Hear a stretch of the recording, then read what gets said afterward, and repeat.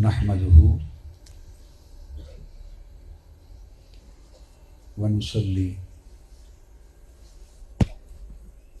व नुसल्लिमु अला सय्यदिना व मौलाना मुहम्मदिन रसूलिहिन नबिय्यिल अमीनिल मकीनिल हनीनिल करीमिल रऊफिर रहीम अम्मा बअद फ़अऊज़ु बिल्लाहि मिनश शैतानिर रजीम बिस्मिल्लाहिर रहमानिर रहीम इन्ना इबादी लैसा लका अलैहिम सुल्तान इल्ला मनित्तबअका मिनल गावीन सदक़ल्लाहु मौलाना अज़ीम।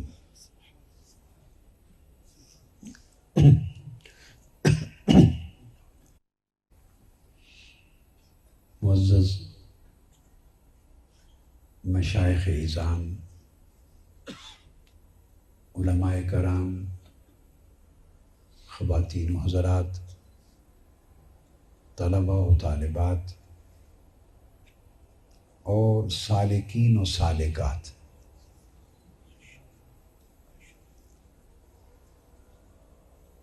मैंने एक नया लफ्ज़ इस्तेमाल किया है, सालिकीन व सालिकात। सालिकीन सालिक की जमा है और सालिकात सालिका की। सालिक और सालिका मुसाफिर को कहते हैं। किसे कहते हैं? मुसाफिर को कहते हैं।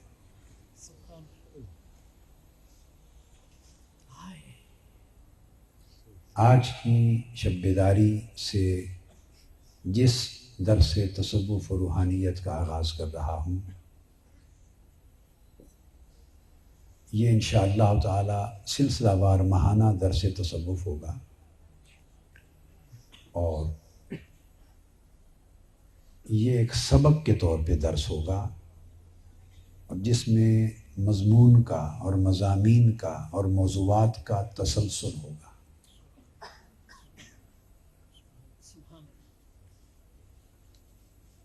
और वक्तन फ़वक्तन तसव्वुफ़ की उम्महातुल कुतुब, अइम्मा तसव्वुफ़ सुलूक और अइम्मा रूहानियत, उनके फरमूदात और उनके तालीफ़ात से दर्स और सबक के तौर पे मुख्तलिफ़ कुतुब से मैं इसको जारी रखूँगा। और आज चूँकि इसकी इब्तिदा है और मैंने लफ्ज़ सालिकीन और सालिकात इस्तेमाल किया, सालिक का लफ्ज़, और मैंने अर्ज़ किया कि सालिक मुसाफिर को कहते हैं। आप सवाल करेंगे कि हमें सालिक क्यों कहा, हम तो सालिक नहीं हैं, अभी हम तो सालिक नहीं हैं। तो इसी नुक्ते से बात को शुरू कर रहा हूँ कि सालिक बनने में इतनी देर लगती है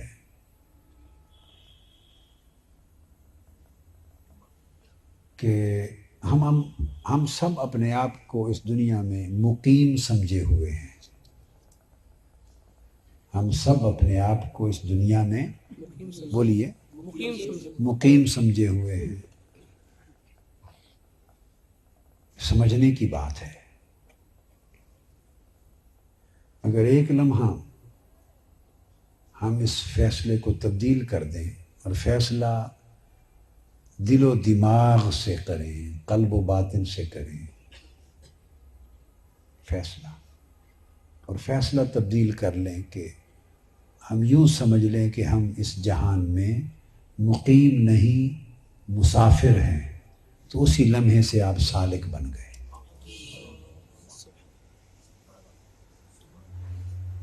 बस इतनी सोच की तब्दीली चाहिए। और दर्स तसव्वुफ़ और रूहानियत का मकसद ये है कि आपके ज़हनों से मुकीम होने का ख्याल निकालना और मुसाफिर होने का ख्याल डालना। बस یہ مقصود ہے درس تصوف و روحانیت کا، کہ مقیم ہونے کا خیال بولیے نکالنا اور مسافر ہونے کا خیال ڈالنا۔ بس اگر خیال میں یہ تبدیلی آ گئی تو آپ کا سفر شروع ہو گیا، اور خود کو دنیا میں مسافر سمجھ کر سفر شروع کیا تو آپ کے سفر کا نام سلوک ہو گیا۔ آپ کے سفر کا نام سلوک ہو گیا اور آپ سالک ہو گئے۔ پھر اس کے بعد اگلی شرائط ہیں، وہ پھر ساتھ ساتھ چلتی رہتی ہیں، پھر ساتھ ساتھ چلتی رہتی۔ مقیم سے مسافر بننے میں کتنی دیر ہے؟ مقیم سے مسافر بننے میں کتنی دیر ہے؟ وہ دیر بھی لمحے کی ہے، وہ دیر بھی، اگر وہ لمحہ نصیب ہو جائے اور ہم اس لمحے کو اپنا لیں اور اس کا فیصلہ کر لیں تو وہ لمحہ اتنا ہے کہ ہم جہاں رہ رہے ہیں اس کو دیس سمجھ رہے ہیں، اس کو دیس سمجھ رہے ہیں۔ بس اتنی تبدیلی کرنی ہے کہ یہ دیس نہیں پردیس ہے، دیس نہیں پردیس ہے۔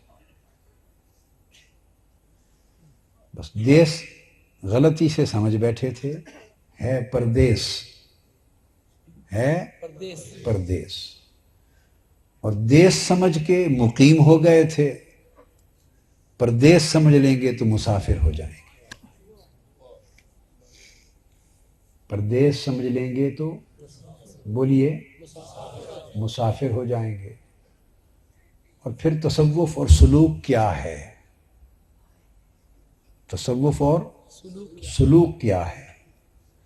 تصوف اور سلوک کا ربط اس کے ساتھ یہ ہوگا کہ جو آدمی اپنے دیس میں مقیم ہوتا ہے، رہتا ہے، اس کے احکام، آداب، طور طریقے اور ہوتے ہیں۔ جو اپنے وطن میں، اپنے گھر میں ہوتا ہے، مقیم ہوتا ہے، اس کے طور طریقے، رہن سہن، آداب، بسر اوقات اور ہوتے ہیں، اور جو پردیس میں مسافر ہوتا ہے اس کے طور طریقے اور ہوتے ہیں۔ تو مسافروں والے طور طریقے اپنا لینا یہ تصوف ہے، یہ سلوک ہے، یہی فقیری ہے۔ یہاں سے فقیری کا آغاز ہو جاتا ہے۔ کیا؟ فقیری کا آغاز ہو جاتا ہے۔ علامہ اقبال نے اپنے بیٹے کو نصیحت کی تھی، کہا تھا میرا طریق امیری نہیں فقیری ہے، خودی نہ بیچ غریبی میں نام پیدا کر۔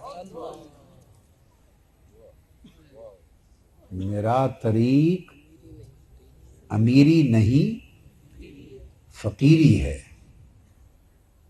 خودی نہ بیچ غریبی میں نام پیدا کر۔ اب دو لفظ استعمال کیے، پہلے مصرے میں امیری اور فقیری، دوسرے مصرے میں کہا خودی نہ بیچ غریبی میں نام پیدا کر۔ تو خودی بیچنے کا تعلق امیری کی طرف جانے میں ہے، اور جب غریبی میں نام پیدا کرنا ہو تو خودی پھر بکتی نہیں ہے۔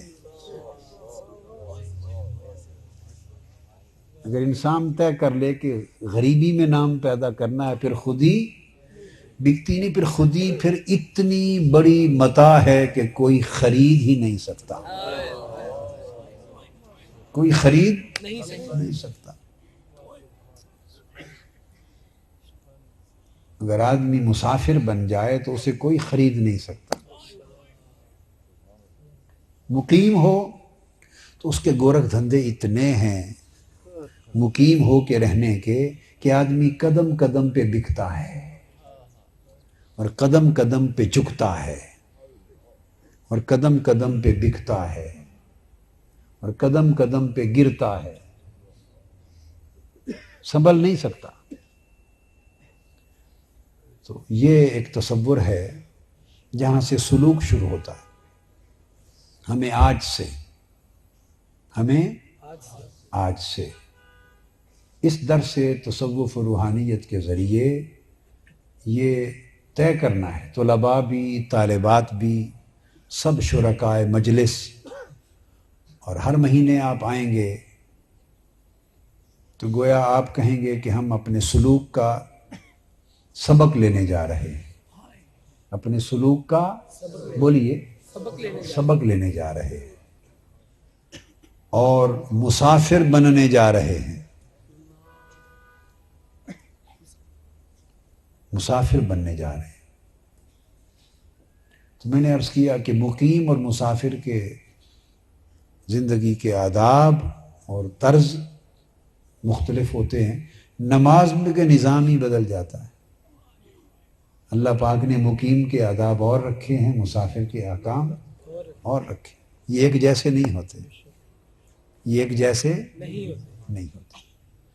اور ایک بات اور بتا دوں، اگر آپ سفر کی نیت کر لیں، کیا سفر کی نیت کر لیں، تو ساتھ ہی عبادت شروع ہو جاتی ہے، ساتھ ہی عبادت شروع ہو جاتی ہے.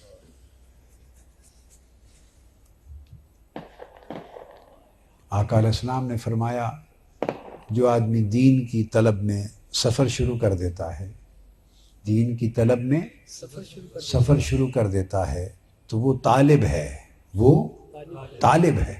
آقا علیہ السلام نے فرمایا فرشتے دوڑتے ہیں، دعائیں کرتے ہیں، اللہ سے درخواست کرتے ہیں، رش کرتے ہیں کہ ہمیں اپنے پر اس کے قدموں کے نیچے بچھانے کے لیے موقع مل جائے.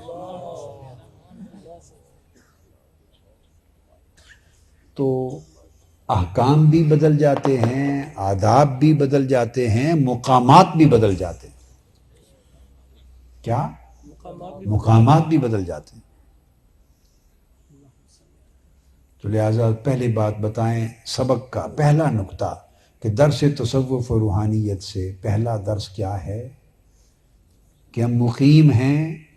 اس درس کے ذریعے مسافر بننا. مقیمی بڑی کر لی، اب مسافری کا کریں. کیا مسافری اب مسافری کا سوچیں. کیا مسافری کا سوچیں. اور پھر جو مقیم ہوتے ہیں وہ غفلت کر لیتے ہیں، انہیں غفلت وارہ کھا جاتی ہے. مقیم کو جو گھر میں رہتا اسے غفلت وارہ کھا جاتی ہے، وہ گوارہ کر لیتا ہے. مسافر غفلت گوارہ نہیں کر سکتا. مسافر غافل نہیں ہوتا، مسافر غافل نہیں ہوتا، اس کا تو سفر ہے، وہ غفلت نہیں کر سکتا. بیٹے آپ سمجھ رہے ہیں طلباء جی؟ ہم کتنی غفلت کرتے ہیں زندگی میں، ہر روز صبح و شام کتنی غفلت کرتے ہیں. بولیے نا، بولیے بیٹے، کتنی غفلت کرتے ہیں. اس لیے غفلت کرتے ہیں کہ ہمیں معلوم ہے کہ کل بھی یہی ہیں. غفلت کرتے ہیں، معلوم ہے پرسوں بھی یہی ہیں، پورا سال یہی ہے، پوری زندگی یہی ہے. ہم نے دیش سمجھ رکھا ہے، وطن ہے، اور ہم مقیم ہیں، غفلت کرتے ہیں. مسافر غفلت نہیں کرتا، اس کو پتہ ہے کہ آج یہاں ہوں اور کل وہاں ہوں، پھر پرسوں وہاں ہوں، ترسوں وہاں ہوں. اس کو پتہ ہے میں نے ایک دن بھی ایک منزل پہ نہیں رہنا، منزل در منزل میرا سفر ہے. تو اس نے غفلت کی تو سفر رہ جائے گا، باقی مسافر آگے نکل جائیں گے. مسافر کبھی غفلت افورڈ نہیں کرتا، غفلت افورڈ نہیں کرتا. حدیث پاک میں آتا ہے کہ آقا علیہ الصلوۃ والسلام ایک روز چارپائی پہ لیٹے تھے، ننگی چارپائی تھی، اور آپ کے جسد اقدس پر جب اٹھے تو جو بان تھا سخت کا اور کھجوروں کی جو بان بنا اس کے نشان پڑ گئے تھے. نرم و نازک جسم پاک، پھولوں کی پتیوں سے بھی نرم جسد پاک، اس جسم پر بان کے کھجور کے جو نشان پڑ گئے تھے. تو صحابہ کرام پاس تھے، دوڑے، ان کی آنکھوں میں آنسو آ گئے، پریشان ہو گئے، ان کے دل جگر پھٹنے کو آ گئے، اور دوڑ کے آئے، عرض کیا یا رسول اللہ ہمیں اجازت دیں، ہم آپ کو خوبصورت بستر بنا دیں، پیارا نرم گداز خوبصورت بستر بنا دیں. اب میں نے اب تک جو بات کی نا سلوک کی، مسافری کی، اب اس پر آقا علیہ السلام کا ایک فرمان سنا رہا ہوں صلی اللہ تعالی علیہ وسلم. بس کہ یا رسول اللہ اجازت دیں تو ہم بستر بنا دیں. تو حضور صلی اللہ علیہ وسلم نے ان کی بات سنی اور سن کر فرمایا نہیں، فرمایا نہیں، بستر نہیں بنانا. عرض کیا یا رسول اللہ کیوں؟ فرمایا تمہیں معلوم نہیں میں تو مسافر ہوں، تمہیں معلوم نہیں میں تو مسافر ہوں، اور یہاں دنیا میں میرا قیام اسی طرح ہے جیسے مسافر صحرا میں چلتے چلتے ایک سائے دار درخت کے نیچے تھوڑی دیر آرام کر لے، تھوڑی دیر آرام کر لے، پھر اگلی منزل کو چل پڑے. تو آقا علیہ الصلوۃ والسلام نے زندگی کا ایک پورا تصور عطا فرمایا، زندگی کا پورا تصور عطا فرمایا کہ اصل منزل کون سی ہے؟ وہ ہے جہاں سے آئے ہیں.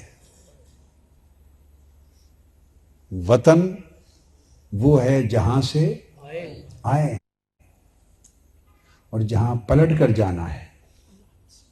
اصل منزل بھی وہ، اصل وطن بھی وہی ہے، اور اصل منزل بھی وہی، جہاں سے آئے ہیں اور جہاں جانا ہے. تو آپ بتائیے کہ نہ ہم جہاں رہ رہے ہیں نہ یہاں سے آئے، اور نہ پلٹ کے یہاں رہنا ہے. آئے بھی کہیں اور سے اور پلٹ کے جانا بھی کہیں اور ہے. تو اگر آدمی آئے بھی کہیں اور سے پلٹ بھی کہیں اور جائے تو اس درمیانی عرصے کو کوئی دانا عقل مند وطن کہتا ہے؟ کوئی دیش سمجھتا ہے؟ پردیس ہوتا ہے. اور وہ درمیان میں جو قیام کرنے والا آدمی عارضی قیام ہوتا ہے وہ مسافر ہوتا ہے.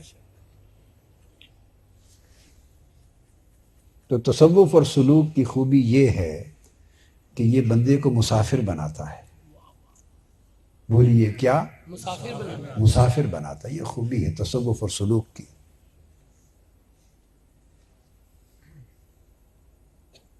اب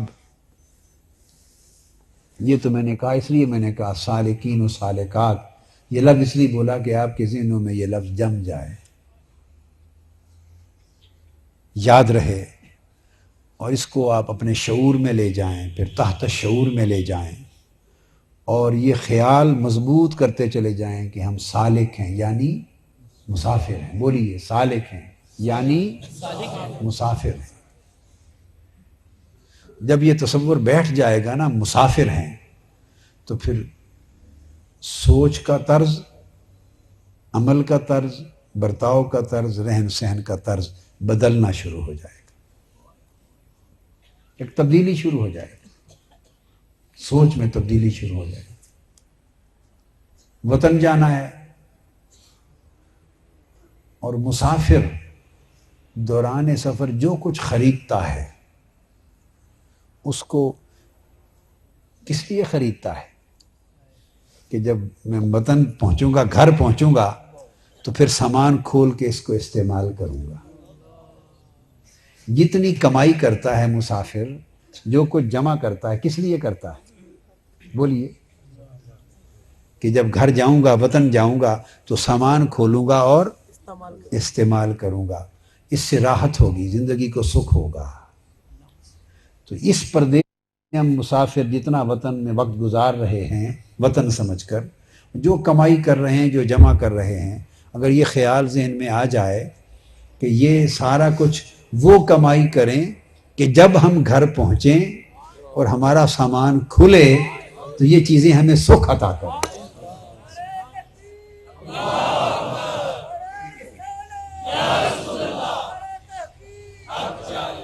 اس طرح کی کمائی کریں، اس طرح کی کمائی کریں کہ آپ کا سامان کھلنے والا ہے، اور سب سے پہلے سامان کھلے گا قبر کی منزل پر، سب سے پہلے قبر کی منزل پہ کھلے گا سامان، کھلے گا تو ایسا سامان لے کے جائیں کہ جو آپ کو وہاں گھر پہنچیں، پہلا گھر قبر ہے، اس میں راحت دے۔ ایسا سامان لے کے جائیں کہ جب قیامت کے دن سامان کھلے تو آپ کو راحت دے۔ آپ کے پاس جب سورج سوا نیزے پر ہوگا تو ٹھنڈک دینے والا، سورج کی دھوپ سے، تپش سے، آگ سے بچانے والی چھتری بھی تو ہونی چاہیے، اور اس دن کسی کی چھتری نہیں ہوگی۔ اللہ نے فرمایا ہاں، اس دن کسی کا کوئی سایہ نہیں ہوگا سوائے میرے سائے کے، سوائے میرے سائے کے۔ تو فرمایا میں اپنا سایہ دوں گا، اپنا سایہ دوں گا۔ باری تعالیٰ اس دن جب سورج سوا نیزے پر ہے اور اس کی تپش سے ہر کوئی جل رہا ہے، تڑپ رہا ہے، اور نفسا نفسی کا عالم ہے، ایک آگ ہے، تو اس دن آپ اپنا سایہ کس کو دیں گے؟ فرمایا اس جوان کو دوں گا جس نے جوانی میرے عشق میں گزار دی ہو۔ ہائے ہائے، جس نے جوانی میرے عشق میں، میری عبادت میں، میری طاعت میں گزاری ہوگی۔ اور فرمایا اپنا سایہ اس انسان کو دوں گا جو تنہائی میں بیٹھ کے جس کی آنکھ میرے لیے روتی ہوگی۔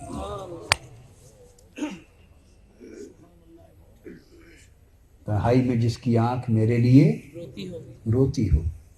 تو ایسا سامان لے کے جائیں کہ سامان کھلے تو ہمارے کام آئے۔ اور میں ایک بات آپ کو بتا دوں، یہ ابھی ابتدائی باتیں ہیں، درس کا سبق نہیں، جتنی بھی ہو گئی ممکن ہے اسی پر ہی ختم کر دیں۔ میں ایک بات بتا دوں، جو کچھ ہم کماتے پھرتے ہیں، کیا جو کچھ ہم کماتے پھرتے ہیں، آپ نے سوچا یہ تو ہمارا ہے ہی نہیں، یہ تو کسی اور کی وراثت ہے،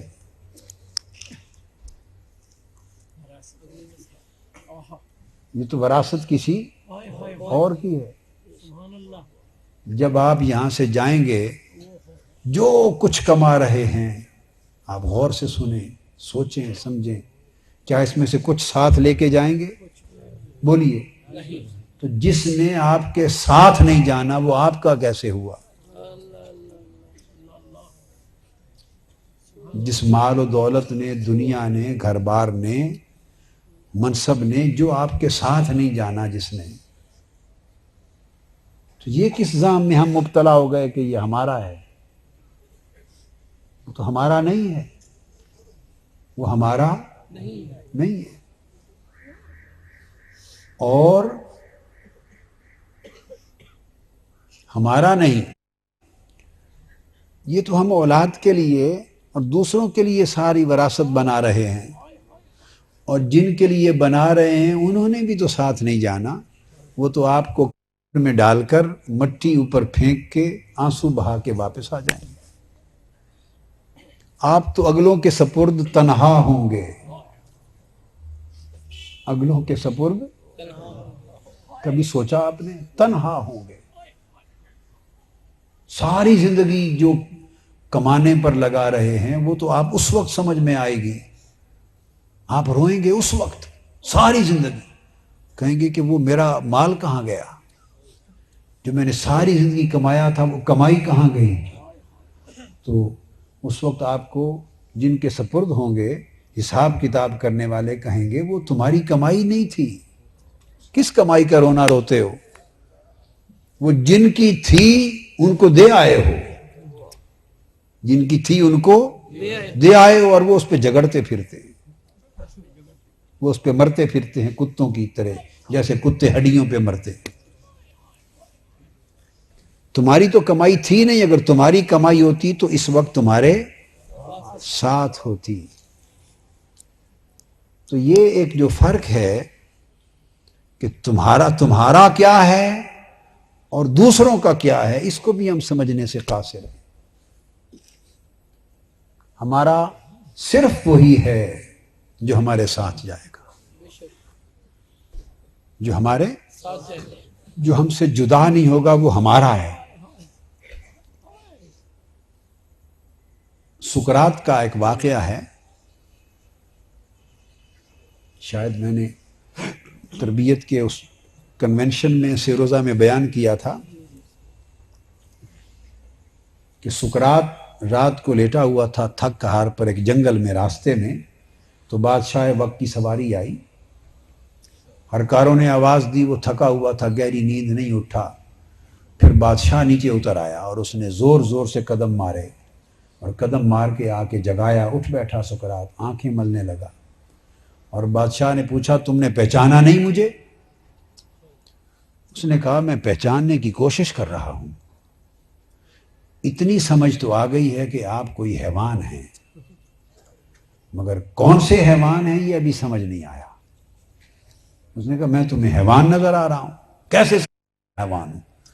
اس نے کہا یہ جو زور زور سے پٹخ پٹخ پہ پاؤں مار کے چلے ہیں، میں نے زندگی میں یہی دیکھا ہے کہ حیوان اس طرح چلتے ہیں، اور پاؤں مار کے میری ٹانگوں کو، میرے پاؤں کو تم نے جو ہٹا دیا ہے، ایسے تو حیوان کرتے ہیں جسے انسان کی پہچان نہیں ہوتی. انسان تو انسان کو پاؤں نہیں مارتا. تو اتنا سمجھ آیا حیوان. اس نے کہا تم میرا تاج نہیں دیکھ رہے؟ میرا تخت، میری فوج، میرا زرق برق لباس، میری سواری، یہ سب جو بادشاہوں کے جو سارا لاؤ لشکر تھا، یہ نہیں دیکھ رہے؟ اس نے کہا یہ تمہارا کہاں ہے؟ یہ تمہارا کہاں ہے؟ تو یہ تمہارا تاج، یہ تاج جس کو اپنا کہہ رہے ہو، یہ پہلے کس کے سر پہ تھا؟ اس نے کہا میرے باپ کے سر پہ تھا. اس نے کہا تو پھر تو اس کا تھا. اس سے پہلے کس کے سر پہ تھا؟ دادا کے سر پہ تھا. تو تمہارے باپ کا بھی نہیں تھا. تو یہ بعد میں کس کے سر پہ ہوگا؟ میرے بیٹے کے سر پہ ہوگا. تو پھر تمہارا نہ رہا. یہ تو مختلف سروں پر آتا ہے. اور اگر کوئی آج حملہ کر کے تم سے سلطنت چھین لے تو کس کے سر پہ ہوگا؟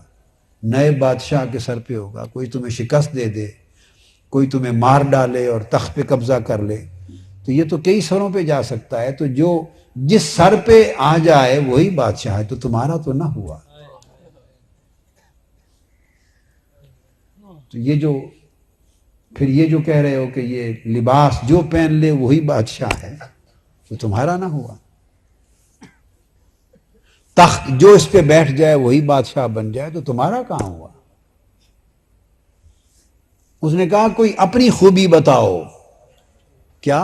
اپنی خوبی اپنی خوبی بتاؤ. اس نے کہا میں بادشاہ ہوں، تاج والا ہوں، تخت والا ہوں، زرق برق لباس والا ہوں، فوجوں والا ہوں، سلطنت والا ہوں، میری خوبیاں یہ.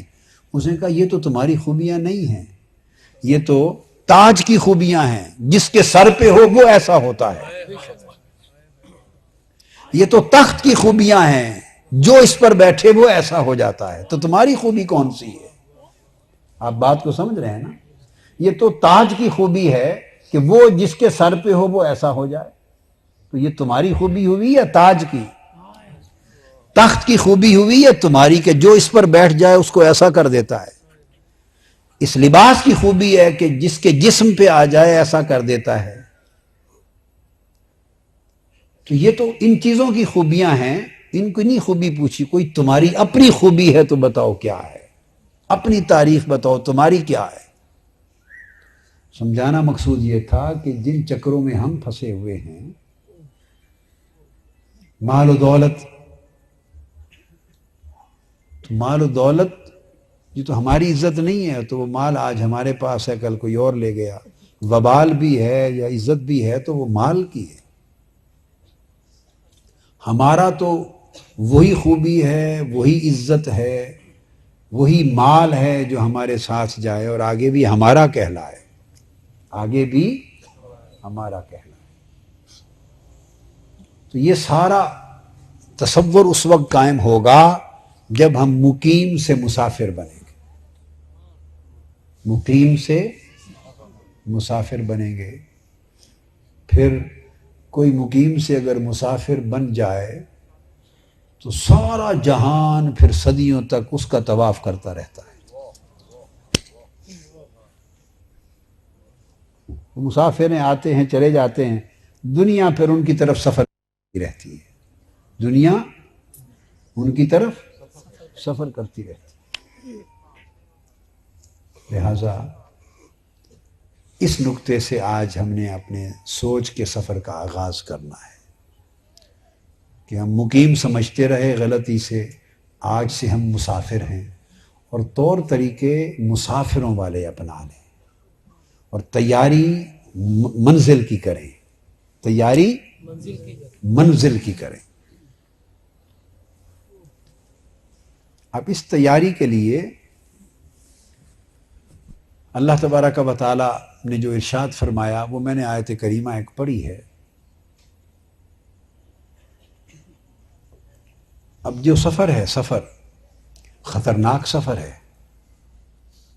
شیطان ہر وقت حملے کے لیے بیٹھا ہوا ہے، حملے کرتا ہے اور مسافروں کو گمراہ کرتا ہے، بہکاتا ہے، راستے سے ہٹاتا ہے. سفر جو ہوا، کیا سفر ہوا، اس نے قسم کھائی تھی شیطان نے. یہ اس کا تذکرہ اس آیت کریمہ میں جو میں نے پڑھی، تلاوت کی. شیطان اللہ کے حضور قسم کھائی تھی اور کہا تھا اعوذ باللہ من الشیطان الرجیم قال فبعزتک لأغوینہم اجمعین. اس نے کہا اے رب کریم تیری عزت کی قسم، تیری عزت کی قسم، میں تیرے تمام بندوں کو گمراہ کر دوں گا. وہ سفر پہ ہوں گے، لأغوینہم اجمعین، سب کے سب تیرے بندوں کو بہکا دوں گا، گمراہ کر دوں گا. اللہ پاک نے پوچھا تو سب کو بہکا دے گا؟ سب کو؟ اس نے فوری اپنی سٹیٹمنٹ کو مکمل کیا. اس نے کہا نہیں، الا عبادک منہم المخلصین. پہلے اس نے کہا تھا اجمعین، سب کو بہکا دوں گا، سب کو بہکا دوں گا کہہ کر پھر اس نے استثناء کر دیا. اس نے کہا مگر ان کو نہیں بہکا سکوں گا جو تیرے مخلص بندے ہو گئے، جو تیرے مخلص بندے ہو گئے. مخلص نہیں کہا، کیا؟ الا عبادک منہم المخلصین نہیں کہا، عبادک منہم المخلصین یہ نہیں کہا کہ جو تیرے مخلص بندے ہیں ان کو گمراہ نہیں کر سکوں گا، یہ نہیں کہا. اس نے کہا عبادک منہم المخلصین، جو مخلص بندے ہیں ان کو نہیں بہکا سکوں گا. تو مخلص اور مخلص میں سادہ لفظوں میں اگر فرق سمجھا دوں تو میں نے کہا نا کہ مقیم سے مسافر ہو جائیں، جو مسافر ہو گیا وہ مخلص ہو گیا. کیا بولیے؟ جو مسافر ہو گیا، مخلص ہو، جو مقیم رہا وہ مخلص نہ رہا، وہ اللہ کا مخلص بندہ نہ رہا. بولیے، اللہ کا مخلص بندہ. بادشاہ نے کسی کو ایک جگہ تعینات کیا تھا کہ جا اور میری یہ ڈیوٹی انجام دے. جب اس کی تقرری اس جگہ ہو گئی تو وہ بادشاہ کی وفاداری کو، تابعداری کو بھول گیا اور اس قیام کے دوران اس نے اپنے مفاد کی تکمیل شروع کر دی. بادشاہ کی وفاداری بھول گیا، مالک کی تابعداری بھول گیا، اور مالک کا تابعدار ہونے کی بجائے اپنا وفادار ہو گیا. اپنے مفاد میں، اپنی غرض میں، اپنے حرص میں، اپنی لالچ میں کھو گیا. تو مالک کو بھول گیا اور اپنا ہو گیا، تو وہ مخلص نہ رہا، وہ مخلص نہ رہا، کیونکہ اس نے اپنے آپ کو مقیم بنا لیا. اور مقیم کا مطلب یہ ہوتا ہے کہ اس نے اب سفر کر کے کسی اور جگہ نہیں جانا، وہ مقیم ہے. تو گویا مقیم وہی ہوا نا کہ جو بھیجنے والے کو بھول گیا. جو بھول گیا کہ مجھے کسی نے بھیجا تھا ایک مقرر وقت کے لیے، موبائل بند کر بیٹھے تھے، سب موبائل بند کر، وہ جو بھول گیا کہ مجھے کسی نے بھیجا تھا مقرر وقت کے لیے اور میں نے پلٹ کر اسی کے پاس جانا ہے اور یہاں کے اس زمانے کے قیام کا حساب و کتاب دینا ہے، تو جسے یہ یاد رہا وہ مسافر ہوا۔ جو مالک کو اور سے آنا اور مالک کی طرف سے بھیجا جانا اور مالک کی طرف پلٹ کر جانا بھول گیا وہ مقیم ہو گیا، جو مقیم ہوا وہ اس کا مخلص بندہ نہ رہا، دھوکے باز ہو گیا، وہ مالک سے دھوکا کر گیا، ہائے ہائے، وہ مالک سے دھوکا کر گیا، بے وفا ہو گیا مالک کا۔ جو وفادار رہا وہ مسافر رہا، جو وفادار رہا وہ مسافر رہا، وہ مخلص بندہ ہوا۔ تو مسافر ہوئے تو مخلص ہو گئے، اور حملہ اس کا مخلصوں پر ہے، مقیم تو پہلے ہی اس کے ہیں، مقیم تو وہ پہلے ہی اس کا لشکر ہو گئے، وہ تو اس کا گروہ بن گئے، وہ تو اسی کے ہیں۔ وہ کہتا ہے یہ تو اب میرا ہی، یہ تو ہے ہی میرا مال، مولا جو تجھ کو بھول گئے وہ تو میرے ہو گئے، شیطان کا حصہ ہو گیا، وہ تو اب شیطان کے پیروکار ہو گئے، وہ شیطان کے پیروکار ہو گئے۔ جو مقیم ہو گئے، جو مسافر ہو گئے، وہ اس کے وفادار ہوئے، اور جو وفادار ہوئے مخلص ہوئے تو اس پر وہ حملہ کرے گا، ان پر حملہ کرے گا جو اس کے مخلص وفادار بندے ہیں۔ اب ان کے لیے وہ کہتا ہے ان سب پہ حملہ کروں گا اور گمراہ کروں گا، مگر اللہ کی بارگاہ میں اس نے کہا کہ جو مخلص ہیں حملے کروں گا بھی تو انہیں گمراہ کرنے کے قابل نہ ہوں گا۔ تو پھر مخلص اور مخلص کا فرق یہ کہ جو مسافر رہا وہ مخلص ہوا، اور جو سفر میں محفوظ ہو گیا وہ مخلص کہلایا۔ بھئی سفر میں ڈاکے پڑتے ہیں، چور ہیں جگہ جگہ، ڈاکو ہیں، حملے کرتے ہیں، سب مسافروں کو لوٹتے ہیں، مسافروں کو ان کا ایمان لوٹتے ہیں، ان کا تقوی لوٹتے ہیں، مولا کی وفاداری کی وراثت لوٹتے ہیں، دولت لوٹتے ہیں، مولا کی تابعداری کی، بندگی کی دولت لوٹتے ہیں، حملہ کرتے ہیں ڈاکو، چور، شیطان۔ ان کو پتہ ان کے پاس ایمان کی دولت ہے، مالک کی وفاداری کی دولت ہے، مالک کی تابعداری کی دولت ہے۔ جو مخلص نہیں ہوئے، مقیم ہوئے، وہ تو پہلے اس کے ساتھ دوزخ کا ایندھن بند گئے، وہ تو اس کے گروہ میں چلے گئے۔ اب اس کو تو ان کی فکر ہی نہیں، وہ تو اس کے یار ہیں، اب اس کو تو ان کی فکر ہے جو مولا کے وفادار ہیں۔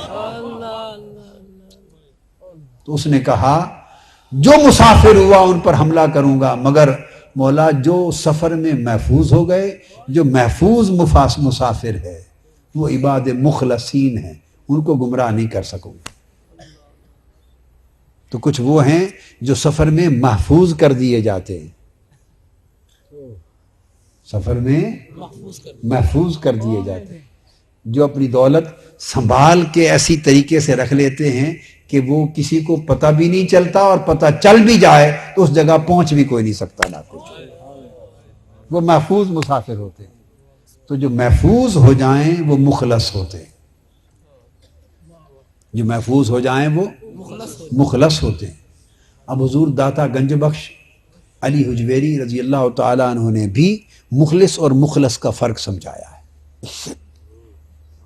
آپ نے فرق میں ایک مثال دی، کشف المحجوب میں فرماتے ہیں کہ طبقہ ملامتیہ کا ایک فقیر مجھے ملا، طبقہ ملامتیہ کا ایک فقیر ملا۔ اب اس کے معنی میں نہ جائیں، یہ اولیاء کے، صوفیاء کے، فقراء کے طبقات میں سے، کلاسز میں سے ایک طبقہ تھا۔ اور ملامتیہ طبقہ وہ ہوتا ہے جو ظاہراً ایسے اعمال کرتے ہیں، ظاہراً کہ دیکھنے والے کو خلاف شرع نظر آتے ہیں، اور وہ حقیقت میں خلاف شرع نہیں ہوتے، حقیقت میں حرام نہیں ہوتے، شریعت کے خلاف نہیں ہوتے، دیکھنے والے کو لگتا ایسے ہے کہ خلاف شرع ہے۔ اور وہ ایسے اعمال کرتے کیوں ہیں؟ اس لیے کرتے ہیں کہ ان کا خیال یہ ہے تاکہ لوگ انہیں برا سمجھیں، لوگ انہیں ان کے ایسے اعمال کو دیکھیں اور سمجھیں کہ یہ خلاف شریعت اعمال کرتے ہیں، برے لوگ ہیں، خلاف شریعت ان کا معمول ہے، اور وہ ان کو چھوڑ جائیں، ان کے پیچھے نہ آئیں، ان کے ہاتھ نہ چومیں، ان کی مجلس میں نہ آئیں، ان کے عقیدت مند نہ بنیں، ان کی جان چھوڑ دیں اور برا بھلا کہیں، نفرت کریں اور بھاگ جائیں۔ وہ لوگوں سے چھٹکارا چاہتے ہیں، لوگوں سے چھٹکارا چاہتے ہیں تاکہ ہجوم خلق سے بچے رہیں، خلوت میں رہیں، تنہا رہیں۔ ہجوم سے، مخلوق کے ہجوم سے اپنے آپ کو بچانے کے لیے، مخلوق سے چھٹکارا پانے کے لیے ایسے عمل کرتے ہیں کہ لوگ ظاہراً نفرت کریں اور ملامت کریں، ان پر لعنت ملامت کریں، برا بھلا کہیں۔ اس برا بھلا کہلوانے کی وجہ سے وہ طبقہ ملامتیہ کہلاتا ہے، ملامت سے ملامتی۔ تو فرماتے ہیں ایک ملامتی فقیر ملا۔ میں نے وہ بات پہلے سمجھا دی نا آپ کو، تاکہ آگے بات کو سمجھنا مشکل نہ رہے۔ تم ایسا کیوں کرتے ہو؟ اس ملامتی طبقے کے فقیر نے وہی بات بتا دی کہ حضرت اس لیے کرتے ہیں تاکہ مخلوق سے، لوگوں سے جان چھوٹ جائے، لوگوں سے جان چھوٹ جائے، تنہا رہیں۔ تو حضور داتا صاحب فرماتے ہیں میں نے اس کو کہا کہ لوگوں سے جان چھوٹ جائے اس کے لیے کرتے ہو، تم خود ہی لوگوں کی جان چھوڑ دو۔ فرمایا تم خود ہی لوگوں کی جان چھوڑ دو۔ اس نے کہا کیسے؟ یہ بات خاص ہے۔ اس فقیر نے پوچھا کیسے؟ آپ نے فرمایا تو تمہارا کیسے؟ یوں کہ تمہارا دھیان مخلوق کی طرف رہتا ہے نا، تو تبھی تو خیال آتا ہے کہ لوگ میرے پیچھے آ رہے ہیں یا نہیں آ رہے ہیں، لوگ میرے پیچھے آ رہے ہیں، میری عقیدت میں آ رہے ہیں، میرے ہاتھ پاؤں چوم رہے ہیں، میری زیارت کر رہے ہیں، میری پیچھے لگے ہوئے ہیں، میری جان نہیں چھوڑ رہے۔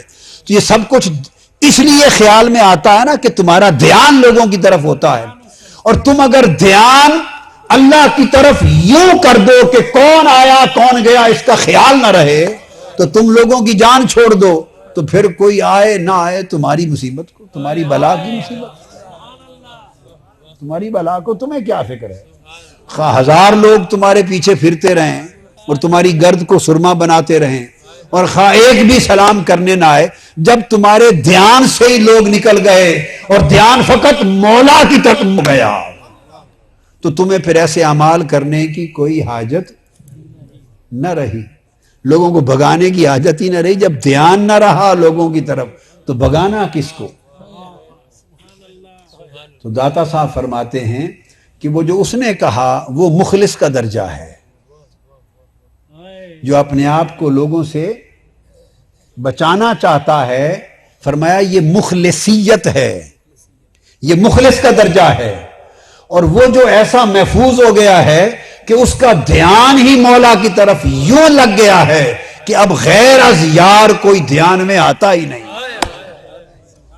غیر از یار کوئی دھیان میں آتا ہی نہیں۔ تو فرمایا یہ مخلصیت ہے کہ جو لوگ، جو فقیر، جو بندے، جو سالک اللہ کے ہو جائیں اور یوں ہو جائیں کہ پھر غیر کی طرف دھیان ہی نہ جائے، غیر کی طرف، تو فرمایا وہ مخلص ہیں۔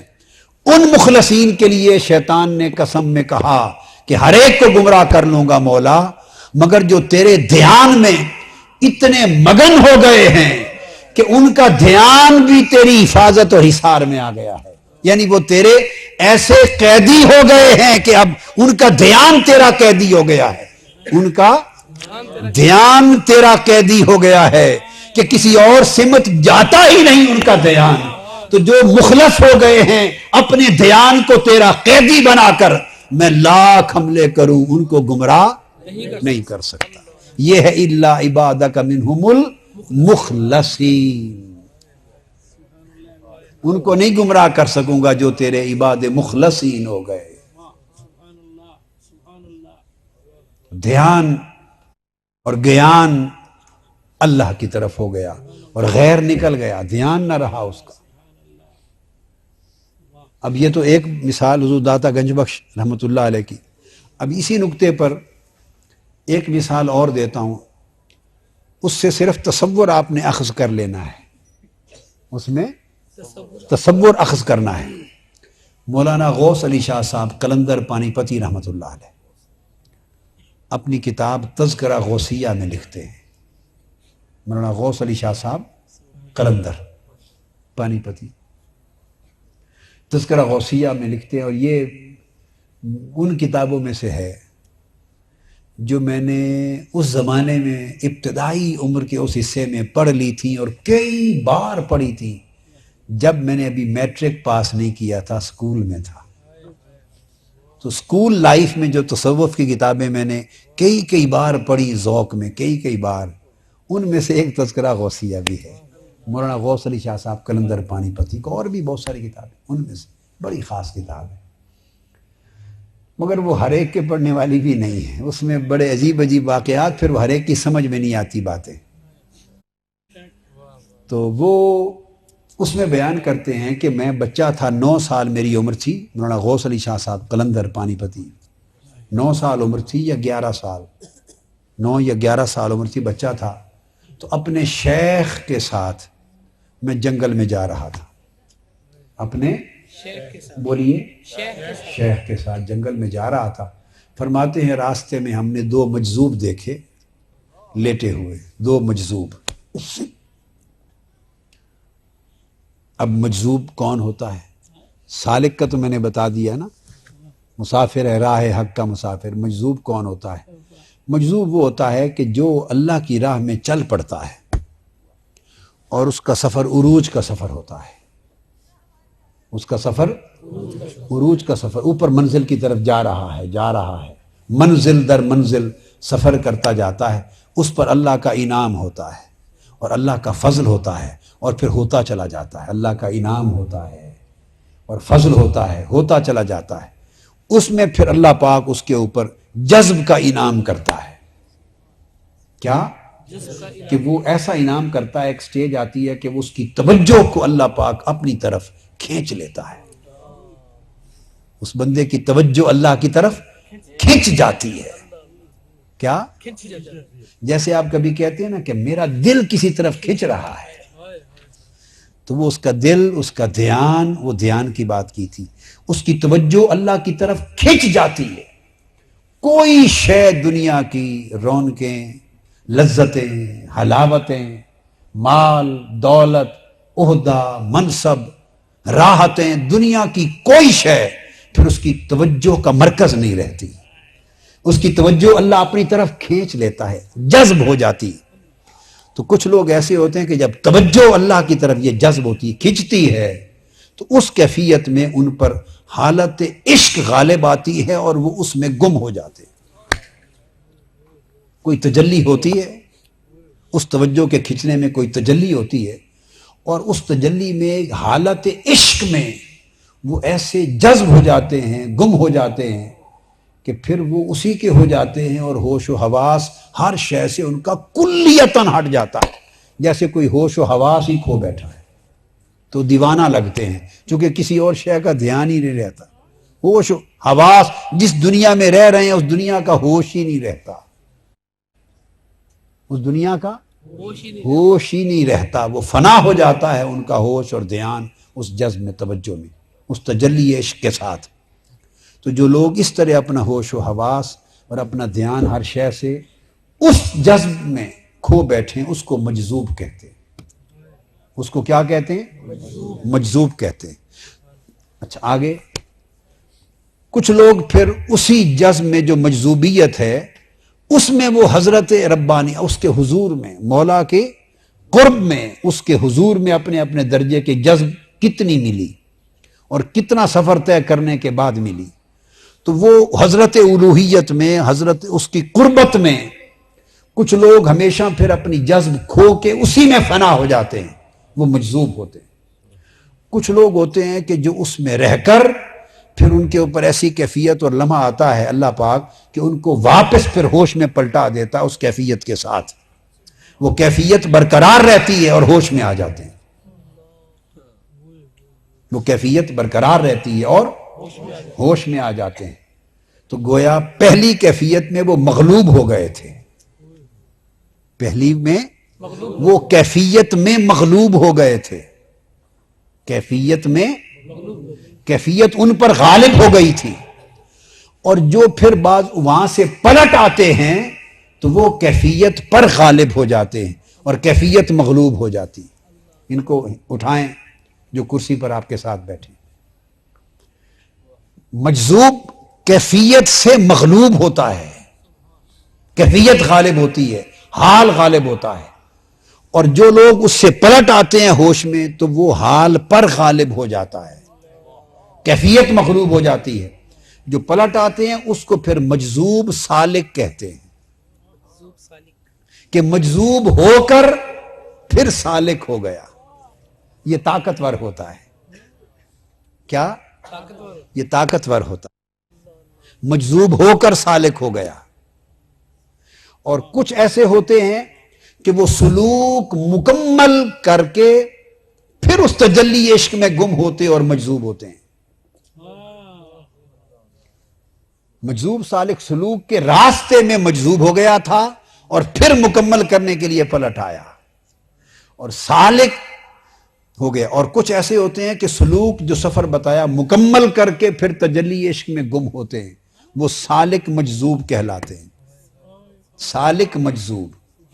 اور کچھ وہ ہوتے ہیں کہ سفر مکمل کرنے تک وہ ہوش نہیں کھوتے، ان کا غلبہ کیفیتوں پر برقرار رہتا ہے. یہ فقط سالک ہوتے ہیں. یہ فقط سالک ہوتے ہیں. ہمیشہ صاحب ہوش رہتے ہیں. یہ ہمیشہ صاحب تو سمجھیں کہ 5 کلو دودھ جو ملا نا تو برتن ان کا 10 کلو جیسا تھا تو اندر سما گیا. سو یہ سالک رہے. سو یہ سالک رہے، صاحب میں رہے. سواد ہے حلوے والی، صاحب میں رہے، سالک رہے اور صاحب میں رہے. اور کسی کا برتن 5 کلو دودھ کا تھا اور مالک نے دودھ 6 کلو ڈال دیا، 10 کلو ڈال دیا، تو کیفیت ابل پڑی، اچھل پڑی، چھلک پڑی، وہ مجذوب ہو گیا. کیفیت چھلک گئی، وہ مجذوب ہو گیا. اور جس کی کیفیت اندر سما گئی، برتن بڑا تھا، وہ سالک ہو گیا. اب بات کو سمجھیں. حضور بابا فرید الدین گنج شکر رضی اللہ تعالیٰ عنہ فرماتے ہیں اسرار الاولیاء میں غالب. آپ فرماتے ہیں بہت سے ایسے ہیں، کیا؟ کہ ایک پیالہ شراب معرفت کا ملتا ہے تو چھلک پڑتے. فرمایا بہت عارف ایسے ہیں، بہت عارف، کہ ایک پیالہ شراب معرفت کا اور شراب عشق الہی کا ملتا ہے تو چھلک پڑتے. بھر جاتا ہے برتن، چھلک پڑتا ہے. اور فرمایا کئی ایسے بھی ہیں کہ 7 سمندر عشق و معرفت الہی کی شراب کے پیے بیٹھے ہیں اور خبر نہیں ہونے دیتے. یہ اشارہ اپنی طرف تھا. یہ اشارہ حضور بابا فرید الدین گنج شکر کا اپنی طرف تھا. 7 سمندر شراب عشق الہی اور شراب معرفت الہی کے پیے بیٹھے ہیں اور کسی کو خبر نہیں ہونے دیتے. چھلکنا تو دور کی بات ہے، کسی نے پتہ ہی نہیں چلنے دیتے کہ یہ پیے بیٹھے ہیں. ہائے ہائے، یہ پتہ ہی نہیں چلنے دیتے کہ پینے والے ہیں.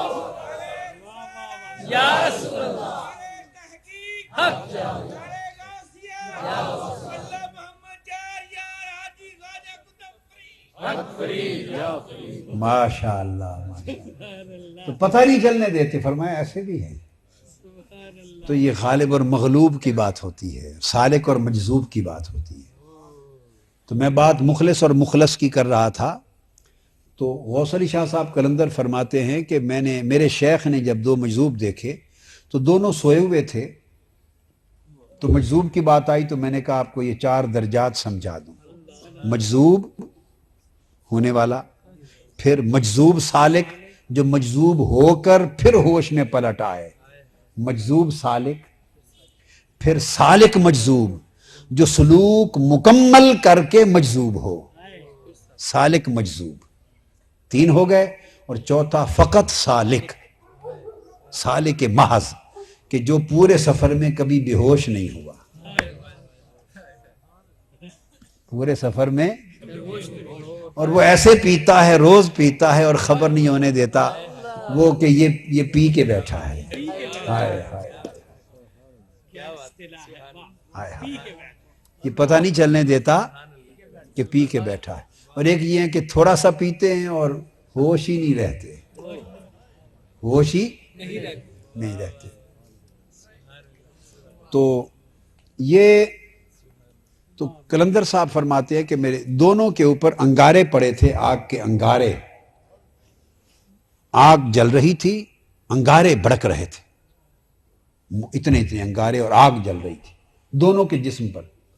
اور فرماتے ہیں ہم نے دیکھا کہ ایک کے کپڑے بھی جل گئے تھے، جسم جل گیا تھا، چربی پگھل گئی تھی، خون اور چربی بہہ رہا تھا، سوراخ ہو گیا تھا اور آگ جسم کو جلا رہا تھا. ایک مجذوب کی کیفیت یہ تھی. اور ایک مجذوب کی کیفیت یہ تھی کہ آگ اسی طرح جل رہی تھی، انگارہ بھڑک رہا تھا، مگر کپڑوں کو بھی کوئی فرق نہیں پڑا، کپڑے بھی نہیں جلے اور جسم بھی نہیں جلا، ایسے ہے جیسے آگ ہے ہی نہیں.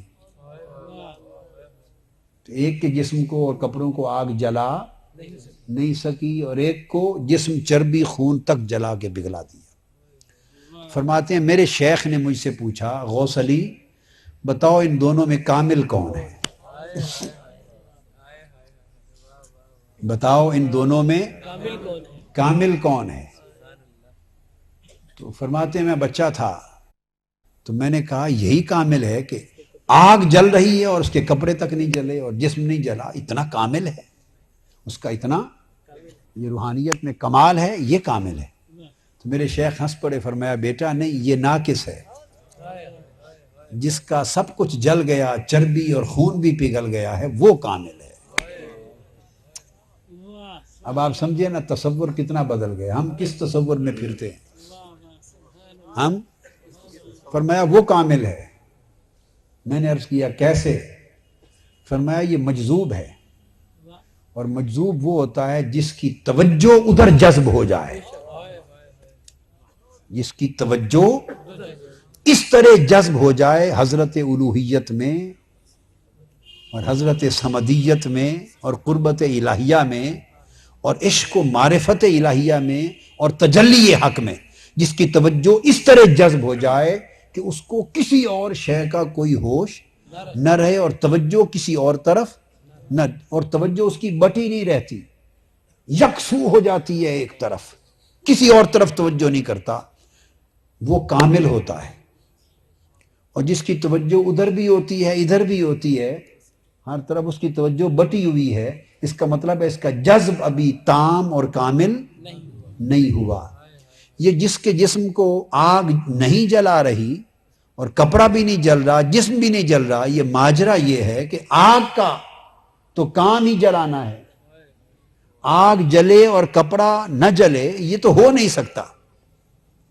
آگ جل رہی ہو کپڑے پر اور کپڑا نہ جلے اور جسم نہ جلے، یہ تو ہو نہیں سکتا، امپاسبل ہے، ناممکن ہے.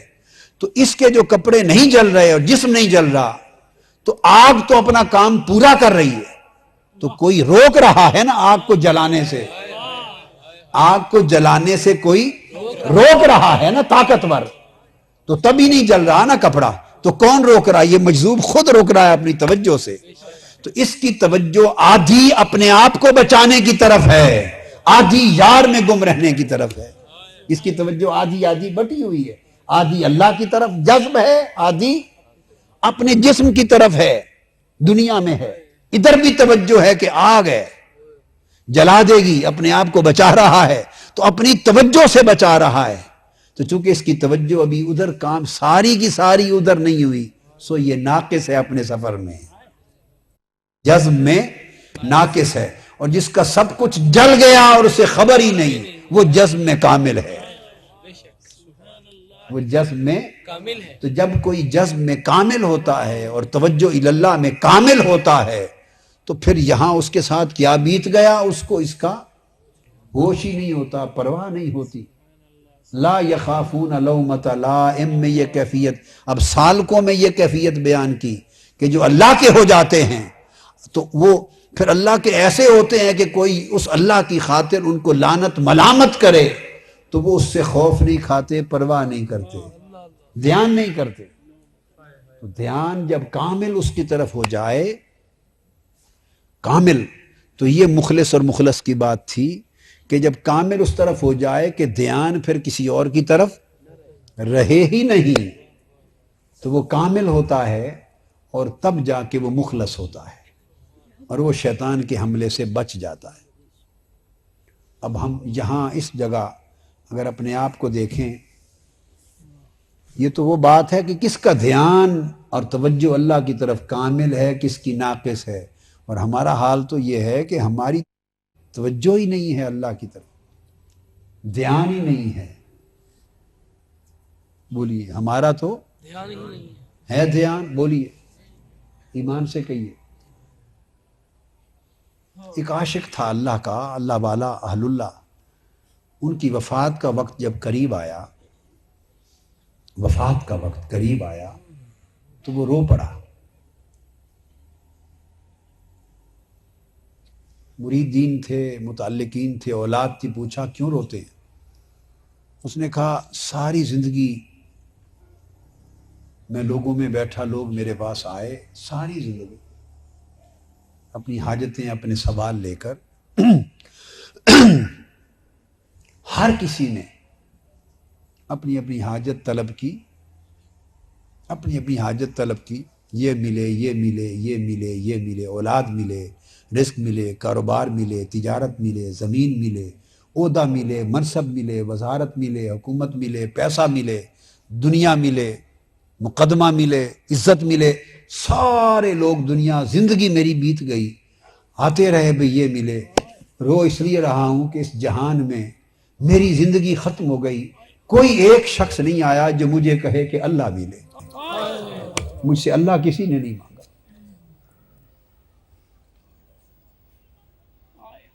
یہ بات توجہ کی ہے کوئی ہم میں؟ اب سوچیں، ہے کوئی اللہ کا سائل؟ ہم میں کوئی اللہ کا سائل نہیں. بیماری ہے تو شفا کے لیے سائل ہیں، دکھ پریشانی ہے اس کے لیے سائل ہیں، اولاد نہیں اس کے لیے سائل ہیں، عزت مال دولت میں کمی ہے سائل ہیں.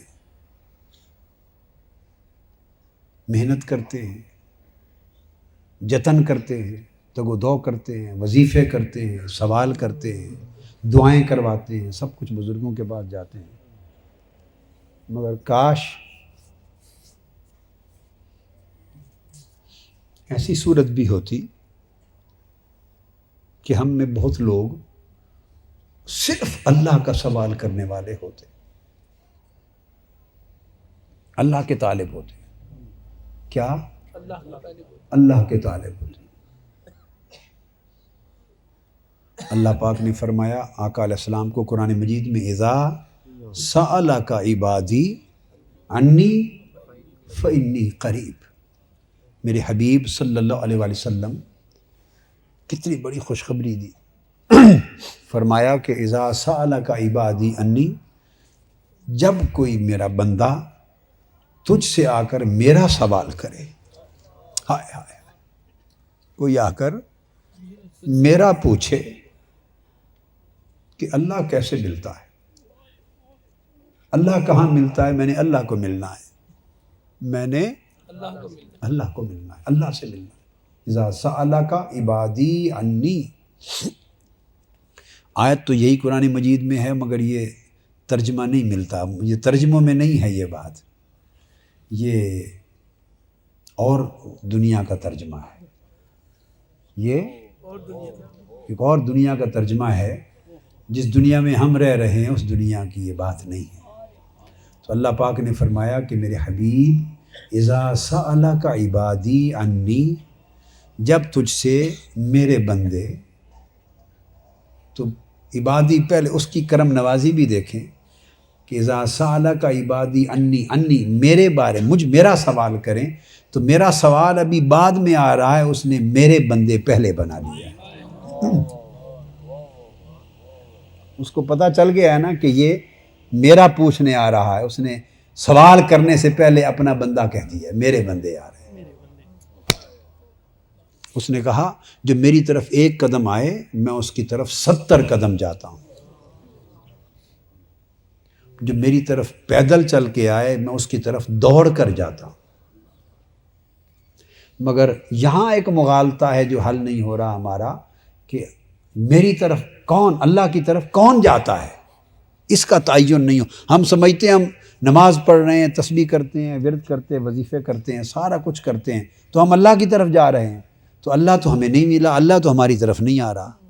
بس اس میں ہمیں ایک مغالطہ ہے، اس میں ہمیں نفس اور شیطان نے دھوکہ دے رکھا ہے۔ ہم اللہ کے سائل نہیں ہیں، بس ہمیں ایک دھوکہ ہے کہ شاید ہم اللہ کا سوا، ہم تو دنیا کے سائل ہیں، یا کوئی بہتر ہے تو آخرت کا سائل ہے۔ بس ہم یا تو دنیا کے سائل ہیں، مال کے، دولت کے، عزت کے، طاقت کے، شہرت کے، رزق کے، کاروبار کے، تجارت کے، حیثیت کے، اولاد کے، مقدموں کے، امتحانوں کے، ساری جس چیز کے سوال کرتے ہیں ہم، دعائیں کرتے اور کرواتے ہیں، آپ بتائیے یہ سب دنیا ہے، یہ سب تو ہم تو اس کے سائل ہیں، ہم تو اس کے سائل ہیں۔ یا جو ان سے بلند ہو گیا تو وہ آخرت کا سائل ہو گیا، جو اس سے بلند ہو گیا وہ آخرت کا سائل ہو گیا۔ بس ہم تو صرف یہیں تک ہیں، اور اللہ اس کی طرف دوڑ کر آتا ہے، اس کو ملتا ہے جو اللہ کا سائل ہے، جو اللہ کا طالب ہے۔ اور میں ساری باتیں بتا چکا ہوں کہ اللہ کا طالب کون ہے، جو اللہ کا طالب ہے۔ جب اللہ کا طالب ہو گیا تو پھر ساری باقی چیزوں کی طلب دل سے نکال دی۔ یہ نہیں کہا کہ دنیا اٹھا کے پھینک دی، یہ نہیں کہا۔ وہ مسافر ہے، دنیا برتے، استعمال کرے، رزق کرے، کمائے، کاروبار کرے، تجارت کرے، فرائض ادا کرے، سب کرے، مگر کسی کی طلب نہ ہو۔ طلب، حرص، لالچ، سوال، خواہش، منگتا فقط مولا کا ہو۔ ہم ہیں نہیں، ہم وہ نہیں ہیں، اس لیے ادھر سے وہ جواب نہیں آتا۔ ہمارا سوال غلط ہے، جواب صحیح کیسے آئے؟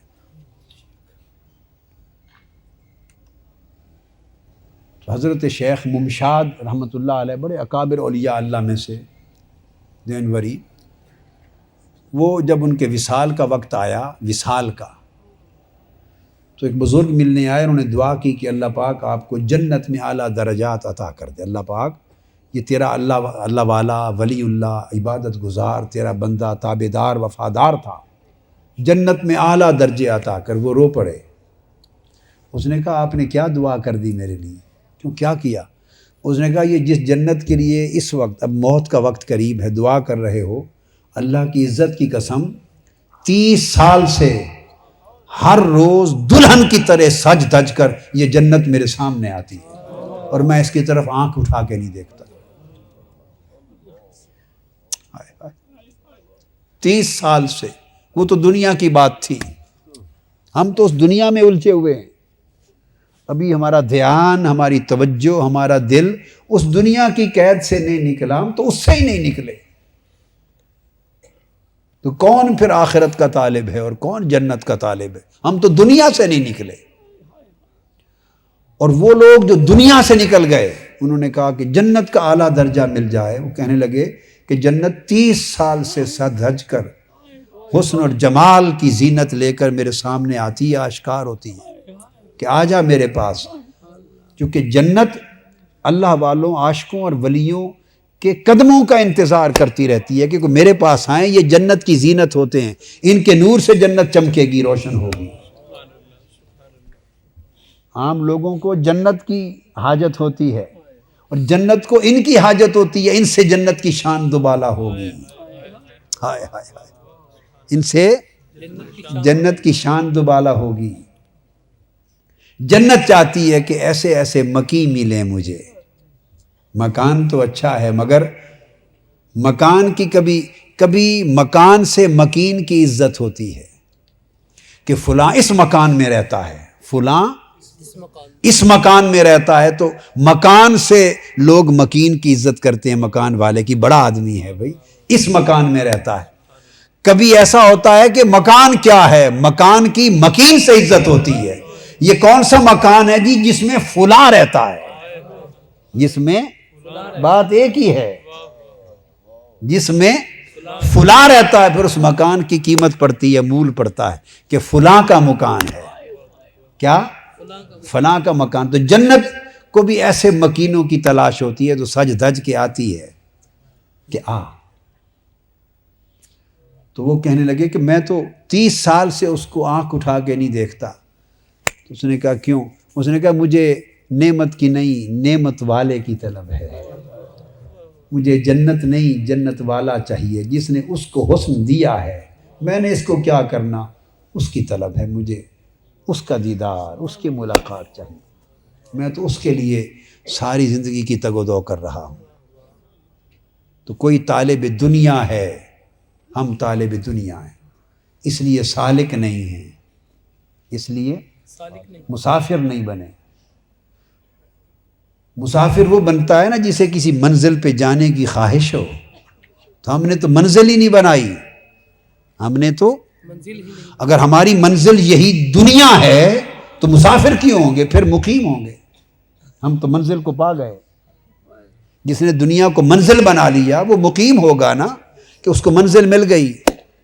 اور جو مسافر ہو گیا اس نے دنیا کی منزل کو ٹھکرا دیا. اس نے اعلان کر دیا مسافر ہو کر کہ دنیا تو میرا ایک عارضی ٹھکانہ ضرور ہے، میری منزل نہیں، منزل کہیں اور ہے.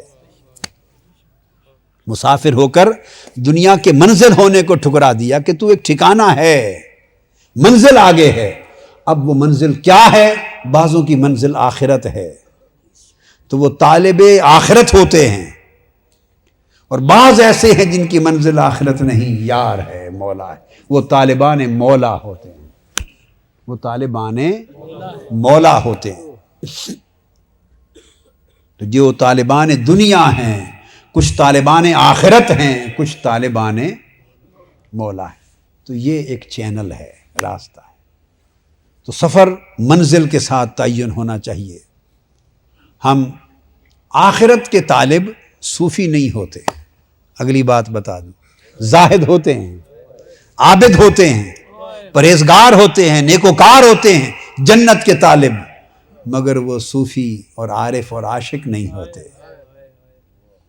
عاشق ہو اور جنت کا طالب ہو، یہ جوڑ نہیں بنتا. دنیا تو ان کے سفر میں ہے ہی نہیں ہوتی.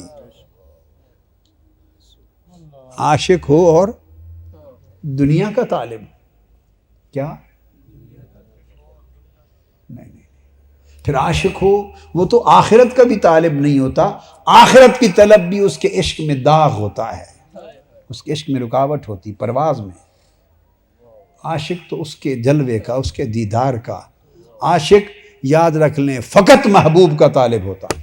عاشق کی تعریف یہ ہے، فقط محبوب کا طالب ہوتا ہے. تو سالک ہونا تصوف کی راہ پہ چل کے اللہ کا عاشق ہونا ہے.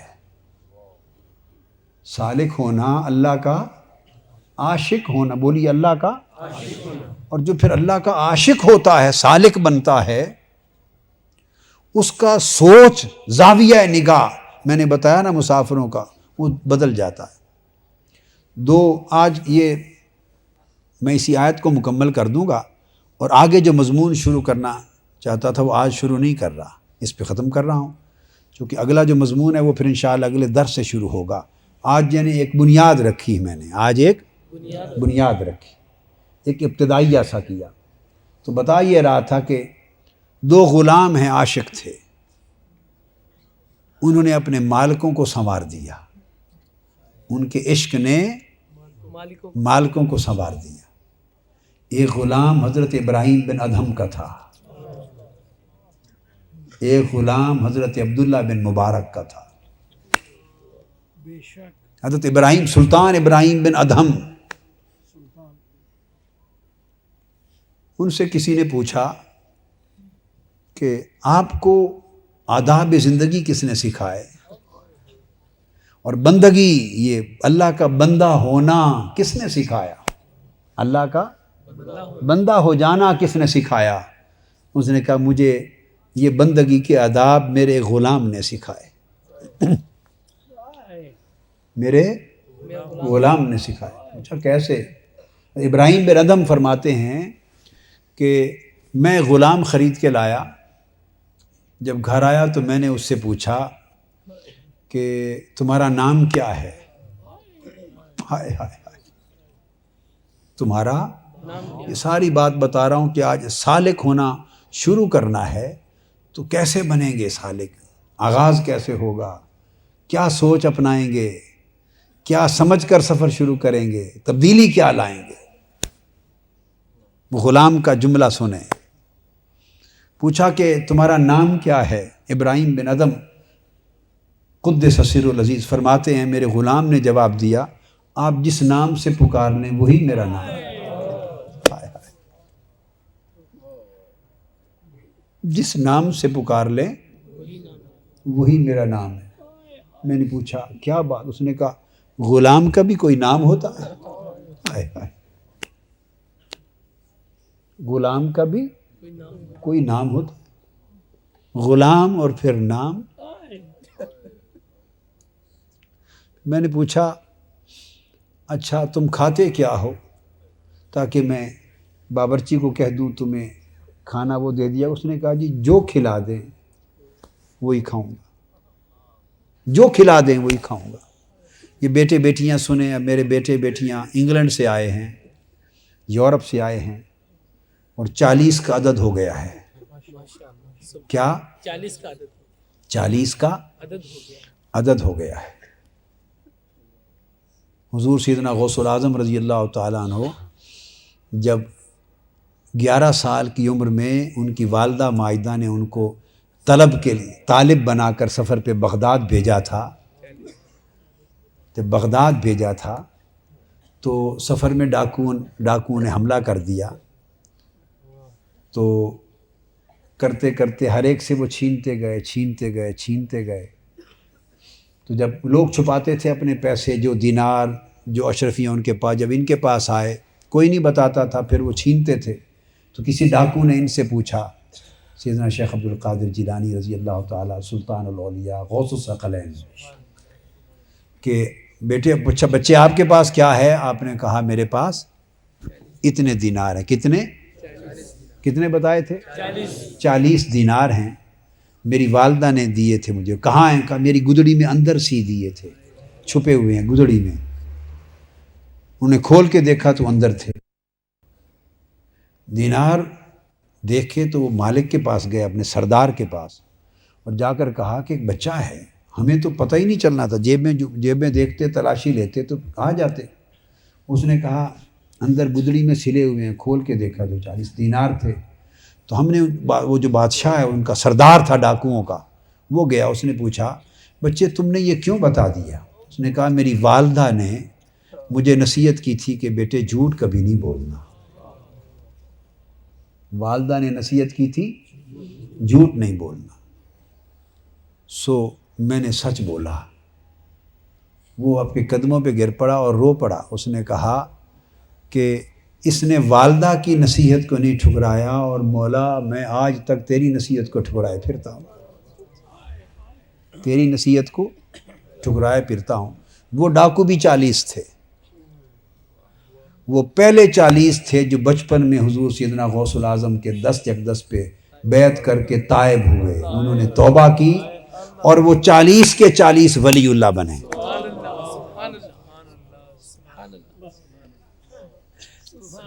تو یہ میرے بیٹے بیٹیاں انگلینڈ سے یورپ سے آئے ہیں، ان کا عدد 40 ہے۔ میں خاص طور پہ یہ حصہ، یہ جملہ ان کے لیے کہہ رہا ہوں۔ وطن گھر چھوڑ کے آئے ہیں، یونیورسٹیاں کالج گھر بار چھوڑ کے آئے ہیں، وہیں پیدا ہوئے، پاکستان دیکھا بھی نہیں کہیں انہیں، پہلی بار آئے ہیں۔ تو 40 آئے ہیں اور آپ سفر پہ آئے ہیں، تو آپ کو سالک بننا ہے۔ آپ کو بیٹے بیٹی ہاتھ کھڑا کریں نا بیٹے، وہ جو آئے ہیں ہاتھ کھڑا کریں. They should raise their hands, اونچا کریں. آپ کو سالک بننا ہے. اس دن میں گیا تھا, بعض بیٹیاں کہہ رہی تھیں اور بعض بچے کہ یہ چیز ابھی نہیں ہے, ابھی یہ چیز نہیں ہے, یہ نہیں ہے, کہہ رہی تھی نا بعض. اب میں نکتہ سمجھا رہا ہوں بیٹے, جب سفر پہ آ گئے یہ نہیں ہے, یہ نہیں ہے, یہ مقیم لوگوں کا, ریزیڈنٹس کا کام ہوتا ہے. جو مسافر ہو جاتے ہیں وہ یہ سب باتیں بھول جاتے ہیں. جو مسافر ہو جاتے ہیں وہ سب باتیں بولیے بھول. ان کو خیال میں نہیں لانا, ان کو خیال میں. ہاتھ کھڑا کریں. آج سے طے ہو گیا کہ نہیں؟ ہاتھ کھڑا کریں. ہاں, خیال میں نہیں لانا, بھول جائیں ان باتوں کو. وہ جو غلام ہے, سلیو, اس کی نصیحت بتا رہا ہوں آپ کو. تو وہ 40 تائب ہوئے اور ولی اللہ بنے. تو بتا یہ رہا تھا کہ ابراہیم بن ادم, سلطان ابراہیم بن ادم فرماتے ہیں کہ اس نے کہا جی میں تو غلام ہوں, نام سے کیا غرض, غلام ہوں, کھانے کی کیا طلب, کیا کھانا. پوچھا اچھا کوئی اپنی خواہش بتا دو, تمہاری خواہش کیا ہے. تو غلام نے کہا تھا مجھے کہ جو آپ کی خواہش وہی میری خواہش. اس نے کہا یہ کیا بات. اس نے کہا جی غلام کیا اور خواہش کیا. ہائے ہائے, غلام جو ہو گئے, غلام جو ہو گئے, پھر کیا خواہش. تو ابراہیم بن ادم کہتے ہیں کہ میں لرز گیا اور میں نے کہا مولا یہ میرا غلام ہے, اس کے ادب غلامی کا عالم یہ ہے, میں تیرا غلام ہوں, کاش مجھے بھی غلامی یہی آ جاتی, کاش مجھے بھی یہ غلامی آ جاتی. اپنی گریبانوں میں ہم جھانکیں کہ ہم نام اللہ کی غلامی اور بندگی کا تو لیتے ہیں. یہ بیٹے یونیورسٹی میں ادھر جو پڑھتے ہیں, TMU میں, دی منہاج یونیورسٹی میں, جو کوسموس میں, شریعہ کالج میں, جو گرلز کالج میں پڑھتے ہیں, جو طلباء طالبات تحفیظ القرآن میں منہاج القرآن کی تحریک کے کارکن ہیں, شرکاء ہیں, محبت کرنے والے ہیں. میرا تو یہ درس ہے,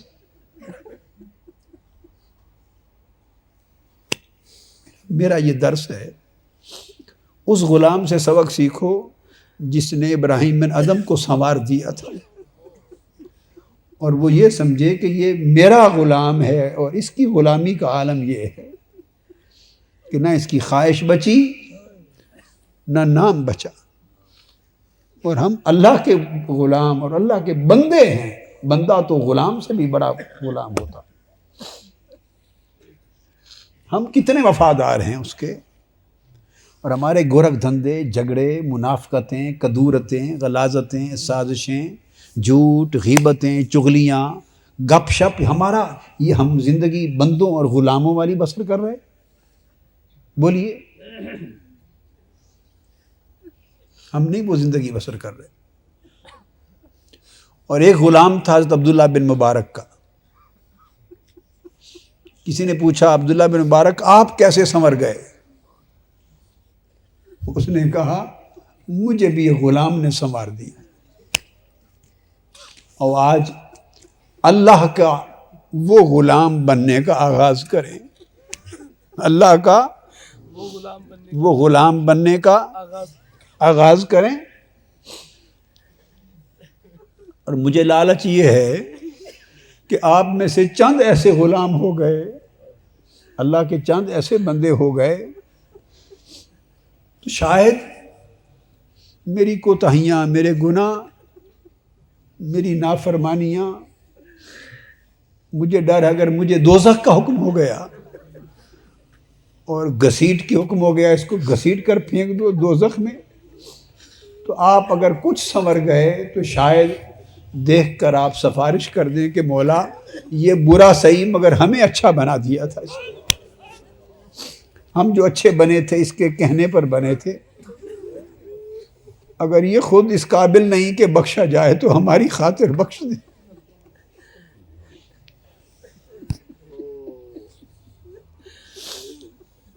اور جو نوجوان ہیں, میں آپ کو بیٹے نصیحت کرتا ہوں, بیٹیوں کو, بیٹوں کو, کہ سنورنے کی عمر یہی ہے,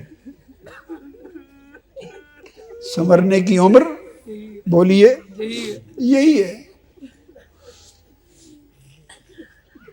और बड़ी उम्र के लोग भी सोचें, कोई परवाना लेके आया है, कितने दोस्त आपके आंखों के सामने चल बसे, क्या खबर किस वक्त बुलावा आ जाए। सोचें कि हमने तैयारी क्या की।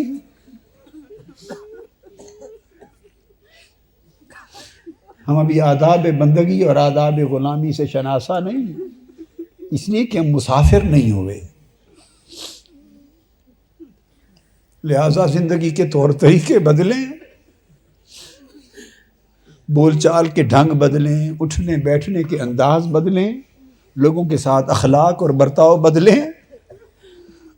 गुलाम आजिज होते हैं, मुतकब्बिर नहीं होते। हाय हाय, हम गुलाम हैं, अल्लाह के बंदे हैं। और गुलाम क्या, तकब्बुर क्या, हम तकब्बुर करते हैं। आजिज़ी किया करें, एक दूसरे के साथ प्यार किया करें और खौफ डरा करें, कहीं मालिक नाराज ना हो जाए।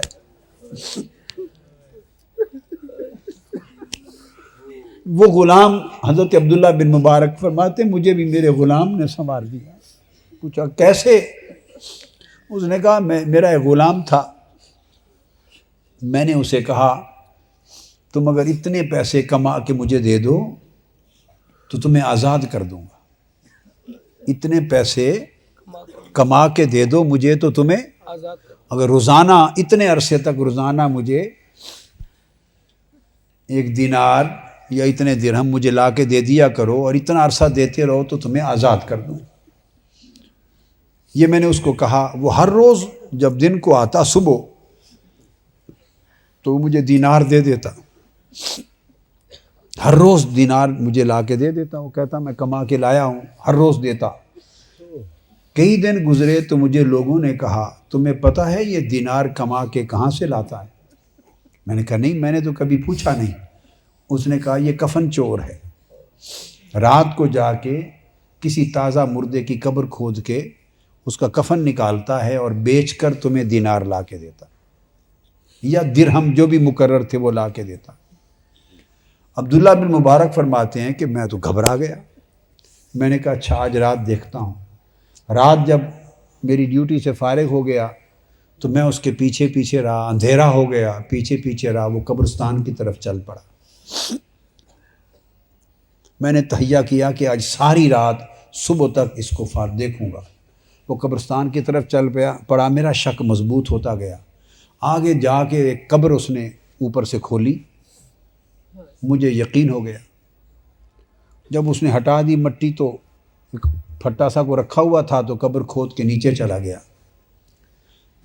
मैंने जाके गौर से पीछे बैठ गया, देखा तो वो कब्र नहीं थी, वो तो कोई कब्र नुमा गढ़ा था, तो उसमें टाट पड़ा हुआ था। उसने नीचे जाके टाट पहन लिया और टाट पहनकर अल्लाह की इबादत में मसरूफ़ हो गया, इबादत में मसरूफ़ हो गया और अर्ज़ करता है मेरे मौला मुझे माफ़ करना, दिन भर तेरी बारगाह में हाजिर नहीं हो सका। मैं मालिक, मुझे दिन को छोड़ता नहीं, रात की हाजिरी कबूल कर ले। दिन भर मैं तूने जो मालिक बनाया है उसकी नौकरी में रहता हूँ। बस ये कह के इबादत करता रहा और सारी रात रोता रहा। जवान था गुलाम, जवान था, वो भी जवान थे, वो भी जवान थे, सारी रात रोता रहा। कितने बच्चे हैं? कॉस्मोस के हाथ खड़ा करें, कॉस्मोस नीचे करें। TMU के यहाँ के कितने बच्चे हैं? कॉलेजेस के हाथ खड़ा करें, नीचे करें। वो भी जवान थे। सारी रात वो टाट पहनकर रोता रहा, गिड़गिड़ाता रहा, ज़ारो कतार इबादत करता रहा, नवाफिल। सुबह जब हुई उसने कब्र बंद की, टाट का लिबास उतारा, दूसरा लिबास पहन लिया, कब्र बंद करके मस्जिद में आ गया, नमाज फजर पढ़ी। मैं उसके कहते हैं अब्दुल्ला बिन मुबारक के पीछे था। नमाज फजर पढ़ के अर्ज़ करता है मौला अब नौकर मैं मालिक को जाके दीनार देना है। अब मैंने मालिक को دینار کما کے دینا ہے. تو بس اتنی بات میں اس کے ہاتھوں میں ایک نور سا اترا. نور میں نے دیکھا، اور نور جب ہاتھ پہ آیا تو وہ فارغ ہوا تو وہ دینار میں بدل گیا. وہ لے کے جو صبح اس نے آ کے مجھے دے دیا. اب عبداللہ بن مبارک جب وہ غلام ان کے پاس پہنچا تو عبداللہ بن مبارک اس غلام کے قدموں میں گر پڑا. کہ میں مغالطے میں تھا، غلام تو نہیں، غلام میں ہوں. تو نہیں غلام میں ہوں. یہی حال حضرت رابعہ بصری کا تھا. حضرت رابعہ بصری کا تھا. دن بھر مالک کی خدمت کرتی اور رات کو جب اپنے مصلے پہ جاتی تو رو کے عرض کرتی مولا.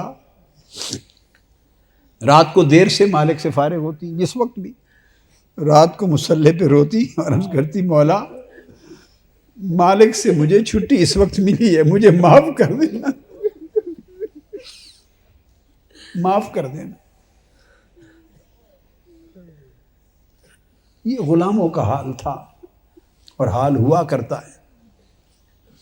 اور یہ حضرت رابعہ بصری، پھر میں نے بتایا نا کہ وہ پھر کسی اور چیز کا طالب نہیں رہتا بندہ سوائے اللہ کے.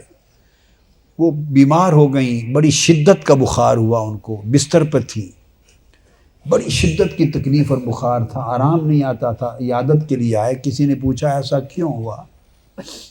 فرمایا مجھے جھڑکی ملی ہے، اس سے بخار ہو گیا، مجھے جھڑکا گیا، میں بخار ہو گیا، برداشت نہیں. کیسے جھڑکا گیا؟ تو فرمانے لگی میں قرآن مجید کی تلاوت کر رہی تھی، اس میں جنت کا ذکر آیا، جنت کا، باغات کا، حور و قصور کا، چشموں کا، نہروں کا، محلات کا، نعمتوں کا، اللہ کی نعمتوں کا ذکر آیا. تو پڑھ پڑھ کے ذوق میں تو میرا دل تھوڑا اس طرف طلبگار ہو گیا. میرا دل طلبگار ہو گیا جنت کا، اللہ کی نعمتیں پڑھ کے کہ یہ اس دل کی میں طلب آ گئی جنت کی. بس جنت کی طلب آنے کی دیر تھی تو مجھے بارگاہ الہی سے جھڑک ملی. کہا کہ رابعہ دعویٰ ہمارے ساتھ عشق کا اور طلب جنت کی، طلب جنت کی اور عشق کا ہم سے دعویٰ. تو سالک بننے کے لیے ایک سمت متعین کرنی ہے، پھر اللہ سب کچھ کرتا رہتا ہے. کار ساز ما بفکر کار ما، ہمارا جو کار ساز ہے وہ ہمارے کار کے فکر میں، ہمارے کام کے فکر میں خود ہو جائے گا. بس یہ ایک چینج کرنا ہے، ایک زاویہ نگاہ.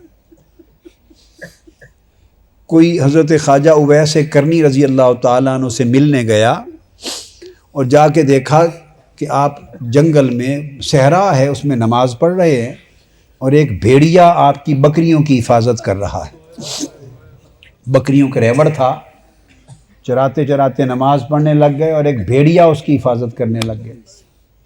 نماز سے فارغ ہوئے تو پوچھا بھائی کون ہو؟ سلام کیا.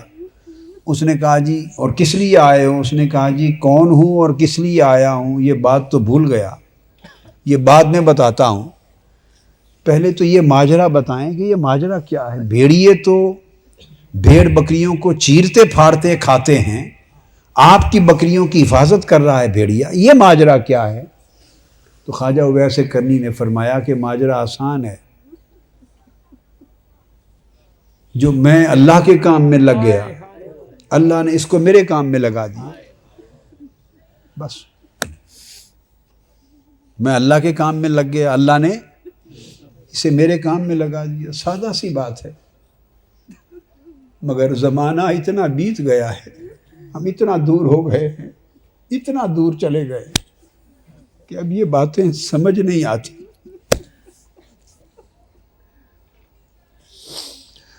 ان باتوں کے گاہک ہی نہیں رہے. کوئی کس کو سنائے؟ ان باتوں کے گاہک نہیں رہے، ان باتوں کے سوداگر نہیں رہے. اس کو سنائے.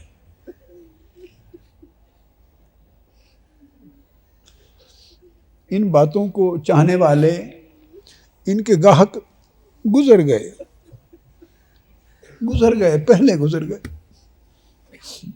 ہم تو ایسے دور میں ہیں جس دور میں سوائے دنیا آخرت کا سودا بھی کسی کو پسند نہیں، تو مولا کی بات کون سنتا؟ کون ہے مولا کا گاہک؟ اللہ کا گاہک کون ہے؟ کون خریدار ہے اس سودے کا؟ عشق الہی کے سودے کا کون خریدار ہے؟ کون مقیم ہونے کو چھوڑ کر مسافر بننے کو کون تیار ہوتا ہے؟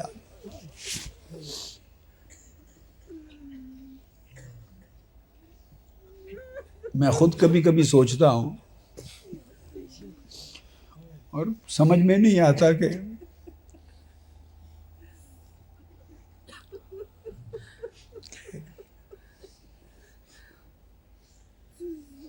وہ دور جو گزر گئے اچھے تھے.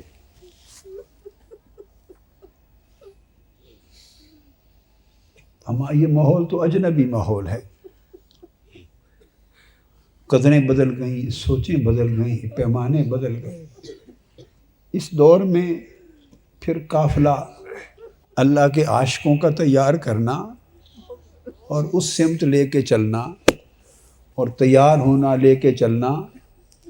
آقا علیہ الصلوۃ والسلام نے خوشخبری دی تھی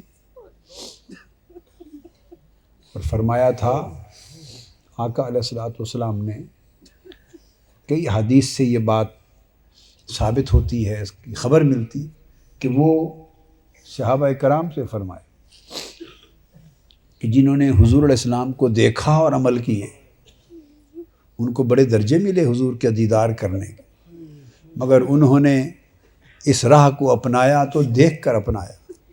تو آقا نے فرمایا تھا صحابہ کرام کو کہ میری امت کا آخری دور ایسا آئے گا جنہوں نے مجھے تو نہیں دیکھا ہوگا اور بہت دور زمانے میں ہوں گے، بہت دور زمانے میں ہوں گے. تو فرمایا بتاؤ میرے وہ امتی کیسے ہوں گے جو مجھے ملے بغیر، دیکھے بغیر میری طرف چل پڑیں گے، لٹانے والے ہو جائیں گے. اس کا مطلب یہ ہے لوگوں، عزیزوں، کہ آقا علیہ السلام امت کے اس دور اور اس زمانے پر نگاہ رکھے ہوئے ہیں اور دیکھنا چاہتے ہیں کہ جنہوں نے مجھے دیکھ کر، مجھے سن کر، مجھے پا کر سنوار لیا وہ خوش نصیب ہیں. پر وہ کیسے خوش نصیب ہوں گے کہ جنہوں نے میرا زمانہ نہیں پایا اور میرے پانے کو چل پڑے. ہائے ہائے، ان کی بڑی قدر ہوگی. میں بتا رہا ہوں، دیکھنے والوں کا اپنا درجہ، مگر جو بن دیکھے اس طرف آ جاتے ہیں، سودا کر لیتے ہیں، ان کی قدر بڑی ہوتی. بات کو ختم کرنے کے لیے حضرت بہلول دانا کی حکایت سنا دیتا ہوں، جو بن دیکھے آ جاتے ہیں.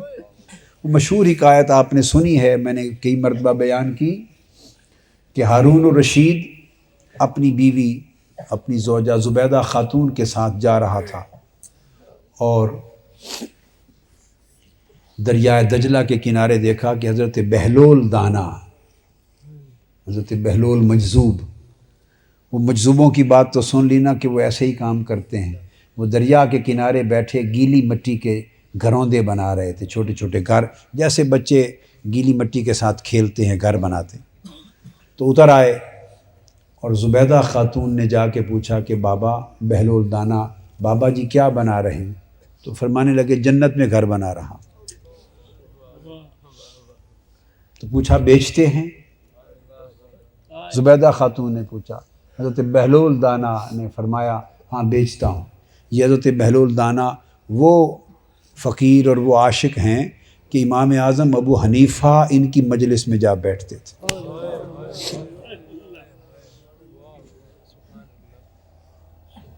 میں نے کہا تھا پہلے، میں نے مختلف مواقع پر درسوں پر، جو لوگ نہیں سمجھتے امام، جو صرف علم کو جانتے ہیں اور فقر کو نہیں جانتے، اور صرف فقہ کو جانتے ہیں، فقر کو نہیں جانتے، اور صرف علم کو جانتے ہیں، عشق کو نہیں جانتے، میں کہا کرتا ہوں کہ امام اعظم ابو حنیفہ جو علم اور فقہ کے امام اور سب اماموں کے پیشوا، وہ بہلول مجذوب کے پاس کون سا علم اور فقہ سیکھنے جاتے تھے؟ اس مجذوب بہلول کے پاس وہ کون سا فقہ، حدیث، تفسیر، علم، نحو، کون سا فن پڑھنے جاتے تھے؟ ہائے ہائے، کیا سیکھنے جاتے تھے؟ فن عشق سیکھنے جاتے تھے۔ ہائے ہائے ہائے ہائے۔ تو زبیدہ خاتون نے پوچھا بابا جی بیچتے ہیں؟ فرمایا ہاں بیچتا ہوں۔ کتنے کا ایک گھر بیچتے ہیں؟ فرمایا 10 درہم کا بیٹی، 10 درہم کا بیچتا ہوں، سستا سا 10 درہم۔ تو انہوں نے 10 درہم نکال کے دیے، بابا جی مجھے ایک گھر دے دیں۔ مجذوب تھے، انہوں نے 10 درہم لے کے دریائے دجلہ میں پھینک دیے، دریا میں، اور گھر ایسے ہاتھ سے گرا دیے۔ یہ فقیروں کا حال ہوتا ہے، مجذوبوں فقیروں کا حال ہوتا ہے۔ ابھی میں مراکش گیا تھا حالیہ دورہ یورپ کے دوران۔ کہاں؟ مراکش، مغرب میں۔ تو شہر مراکش میں شیخ ابو العباس سبتی ان کا مزار ہے، اور وہ شہر مراکش کے داتا گنج بخش ہیں۔ مراکش شہر کے داتا گنج، حضور داتا صاحب ہیں وہاں کے، اور کل شہر کے فقیر نابینا ان کے دربار پہ ہوتے، کل شہر کے نابینے، انہیں لنگر ملتا ہے، خیرات میں۔ تو وہ جو شیخ ابو العباس سبتی تھے، میں بتا رہا ہوں فقیروں کا یہ حال ہوتا ہے، وہ بارش بیچتے تھے۔ محدثین اور اہل علم نے کتابیں بھری پڑھی ہیں، محدثین نے ان کی یہ تسلسل سے روایت کر کے تواتر کے ساتھ ان کی کرامت لکھی۔ بہلول مجذوب کو ہے نا جنت کا گھر بیچتے ہیں پیسے کے ساتھ، 10 درہم کے ساتھ، وہ بارش بیچتے تھے۔ جب بارش نہ ہوتی، شہر والے پریشان ہوتے نا، تو بازار میں اللہ اللہ کرتے پھرتے رہتے تھے۔ تو آ جاتے، بابا جی بارش نہیں ہے، اچھا لینی ہے ہاں تو اتنے پیسے دے دو۔ کتنی بارش چاہیے؟ 1 گھنٹہ چاہیے، 2 گھنٹے، 3 گھنٹے، اتنی قیمت، اتنا مول ڈالتے۔ جتنی دیر بارش چاہیے اتنی قیمت ڈالتے۔ پیسے لے کر وہ نابینوں کو دے دیتے، ان کا لنگر پکا دیتے، ان سے بارش کی قیمت لیتے، اور نابینے صبح و شام ان کے در پہ کھانا کھاتے تھے۔ نابینوں کو دے دیتے، لنگر پکتا، ان کو دیکھ پک جاتی، اور اتنے گھنٹے بارش دیتے۔ تو بارش بیچتے تھے، تواتر کے ساتھ، متواتر کرامت ہے جو سینکڑوں کتب میں تواتر کے ساتھ آئی ہے، اور بیان کرنے والے محدثین ہیں، عام لوگ بھی نہیں ہیں۔ اب بات کو سمجھ گئے نا؟ تو میں ان کے مزار پہ حاضر ہوا، اور جس شام گیا وہ بھی سارے دوسرے لوگ بھی جاتے ہیں حاضرین، مگر ایک ان کا درگاہ نابینوں سے بھری پڑی تھی۔ آج بھی لنگر چلتا ہے، صدیاں گزر گئیں، تو آج بھی ان کے ہاں نابینوں کو لنگر ملتا ہے۔ تو یہ فقیروں کا، مجذوب لوگوں کا ایک حال ہوتا ہے۔ تو پھینک دیے 10 درہم، اور مکان گرا کے کہا بیٹا جاؤ جنت میں مکان الاٹ کر دیے۔ وہ واپس آ گئے، تو جو ہارون الرشید بیوی کا مذاق اڑاتا رہا، اس نے کہا بھئی یہ اس طرح مکان تھوڑے ملتے ہیں، اب یہ یقین کی بات ہے۔ تم نے 10 درہم کسی غریب کو دیتی تو چلو کوئی اجر ہوتا، کسی کی ایک وقت کا کھانا مل جاتا۔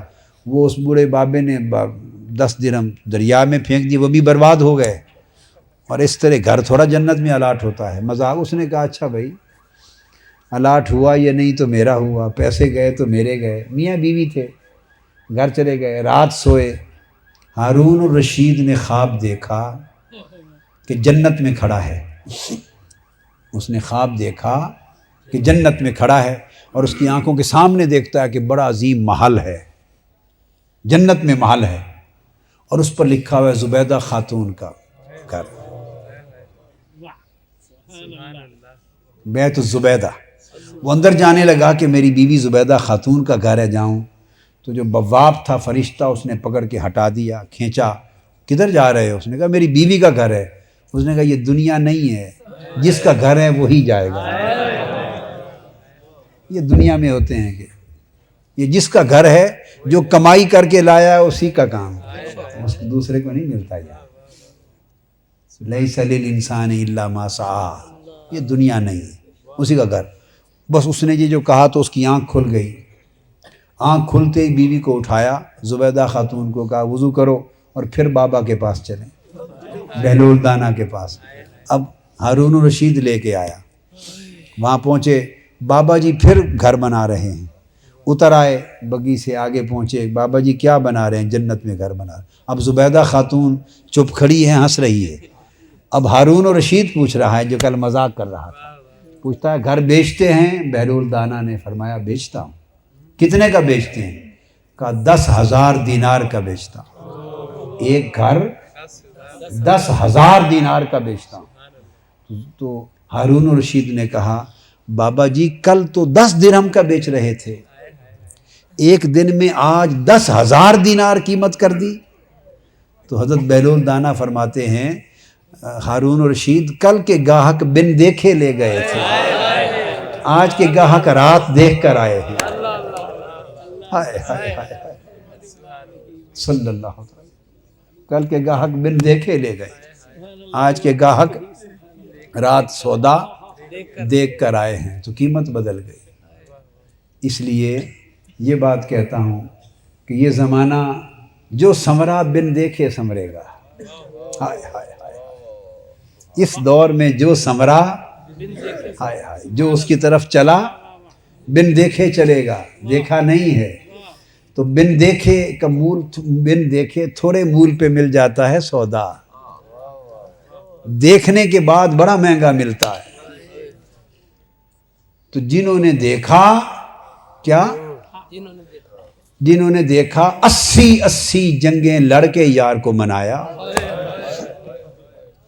جنہوں نے دیکھا ابو بکر سے پوچھیں، گھر کا سارا مال لٹا کے منایا، چادر سے کانٹے لگا لیے تھے، کھجور والے کانٹے، اور وہ سارا کچھ لٹا کر منایا۔ جنہوں نے دیکھا گردنیں کٹا کر منایا۔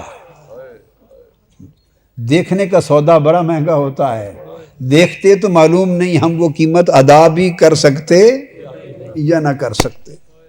جنہوں نے دیکھا وہ اپنے بیٹے بیویاں بچے قربان کر کے منایا، سب کچھ لٹا کے منایا، وہ سودا بڑا مہنگا تھا، وہ وہی کر گئے، وہ ان کے حوصلے تھے۔ آج سودا سستا ہے، ہائے ہائے ہائے، آج سودا سستا ہے، گاہک بن دیکھے والے گاہک ہیں۔ آج 10 درہم میں مل رہا ہے سودا، بس 10 درہم میں مل رہا ہے، لمبا سفر تھوڑے میں کٹ جائے گا، بس کانٹا بدلنے کی ضرورت ہے، ارادہ بدل لو، سوچ بدل لو۔ اور میں نے آپ کو بتایا بن دیکھے کوئی سودا کرے تو حضور کو بھی اور اللہ کو بڑا پیار آتا ہے۔ بخاری شریف، مسلم، ترمذی، سیاستہ میں حدیث ہے، ابو ہریرہ رضی اللہ تعالیٰ عنہ اور بہت سارے صحابہ انس بن مالک روایت کرتے ہیں کہ اللہ کا ذکر کرنے والی مجلس سے جب فرشتے اٹھ کے جاتے ہیں واپس، اللہ کے ذاکروں کی مجلس سے جب فرشتے اٹھ کے جاتے ہیں تو وہ فرشتوں کو اکٹھا کرتا ہے، جمع کر لیتا ہے اور پوچھتا ہے کہاں سے آئے ہو؟ اور آقا علیہ السلام نے فرمایا وَهُوَ أَعْلَمُ، اللہ حضور نے فرمایا حالانکہ وہ جانتا ہے کہاں سے آئے ہیں۔ یہ اس میں لطف دیکھیے نا حضور کا فرمانا کہ وہ جانتا ہے، مگر جانتا ہے پھر پوچھتا ہے ان سے کہاں سے آئے ہو؟ ہائے ہائے، کہاں سے آئے ہو؟ آگے بات آ رہی ہے، وہ کیوں پوچھتا ہے؟ کیوں پوچھتا ہے کہاں سے آئے ہو؟ آگے بات آ رہی ہے۔ فرشتے کہتے ہیں باری تعالیٰ وہاں تیرا ذکر کرنے والے بیٹھے تھے، تجھے یاد کر رہے تھے، تیرا ذکر کر رہے تھے، ان کے پاس سے آئے ہیں، ادھر بیٹھے تھے ہم بھی۔ وہ کیا کر رہے تھے مولا؟ تجھے یاد کر رہے تھے، عاشق لوگ تھے، تجھے یاد کر رہے تھے، تیرا ذکر کر رہے تھے، وہاں سے آئے۔ باری تعالیٰ ان سے سوال کرتے ہیں، پھر باری تعالیٰ آخر میں پوچھتا اچھا یہ بتاؤ انہوں نے مجھے دیکھا ہے؟ ہائے ہائے، میں نے کہا نا دیکھے اور بن دیکھے کے سودے میں فرق ہے، یہ بن دیکھے کا سودا بڑا سستا ہے، بڑا سستا سودا ہے۔ وہ پوچھتا ہے فرشتوں سے اچھا انہوں نے میرا نام لے رہے تھے، میرے طالب تھے، مجھ سے محبت کر رہے تھے، ملنا چاہتے تھے، مجھے دیکھنا چاہتے تھے، فرمایا کیا انہوں نے مجھے دیکھا ہے؟ تو آقا بار بار حضور ہر بار فرماتے ہیں وَهُوَ عَالَمُ، حالانکہ وہ جانتا ہے، حالانکہ وہ جانتا ہے کیا ذکر کر رہے تھے، حالانکہ وہ جانتا ہے کہ نہیں دیکھا، نہیں دیکھا، پھر پوچھتا ہے فرشتوں سے بتاؤ انہوں نے مجھے دیکھا ہے؟ فرشتے کہتے ہیں نہیں باری تعالیٰ نہیں دیکھا، بس یہ ساری بات جو وَهُوَ عَالَمُ وَهُوَ عَالَمُ، حالانکہ وہ جانتا ہے، جو بار بار کہا، کیوں؟ وہ اگلا جملہ آ رہا ہے۔ جب پوچھا انہوں نے مجھے دیکھا ہے، عرض کیا باری تعالیٰ نہیں دیکھا، تو اس پر اللہ فرماتا ہے اچھا اگر بن دیکھے یہ حال ہے تو مجھے دیکھ لیتے تو عالم کیا ہوتا ہے۔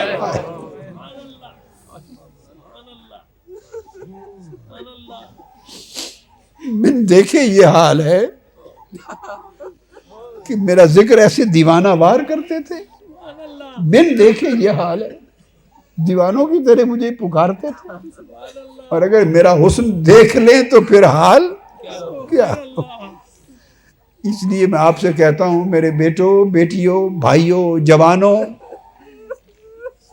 نہیں دیکھا اس میں بھی کوئی خیر ہے، سودا سستا ہو گیا ہے بن دیکھے کی وجہ سے، لہذا بس اپنے کانٹے بدل لو اور آج سے مسافر بن جاؤ اور اس کی غلامی میں آ جاؤ، اس کی غلامی میں آ جاؤ۔ یہ جو نصیحت کرتا ہوں یہ تھوڑے رہ گئے ہیں جگہیں، زمانہ گزر گیا ہے اور سودا کم ہوتا جا رہا ہے، وقت آ رہا ہے کہ دکانوں پر یہ سودا بھی نہیں ملے گا، سوداگر خریدار تو پہلے کم ہو گئے، بیچنے والا بھی نہیں ملے گا،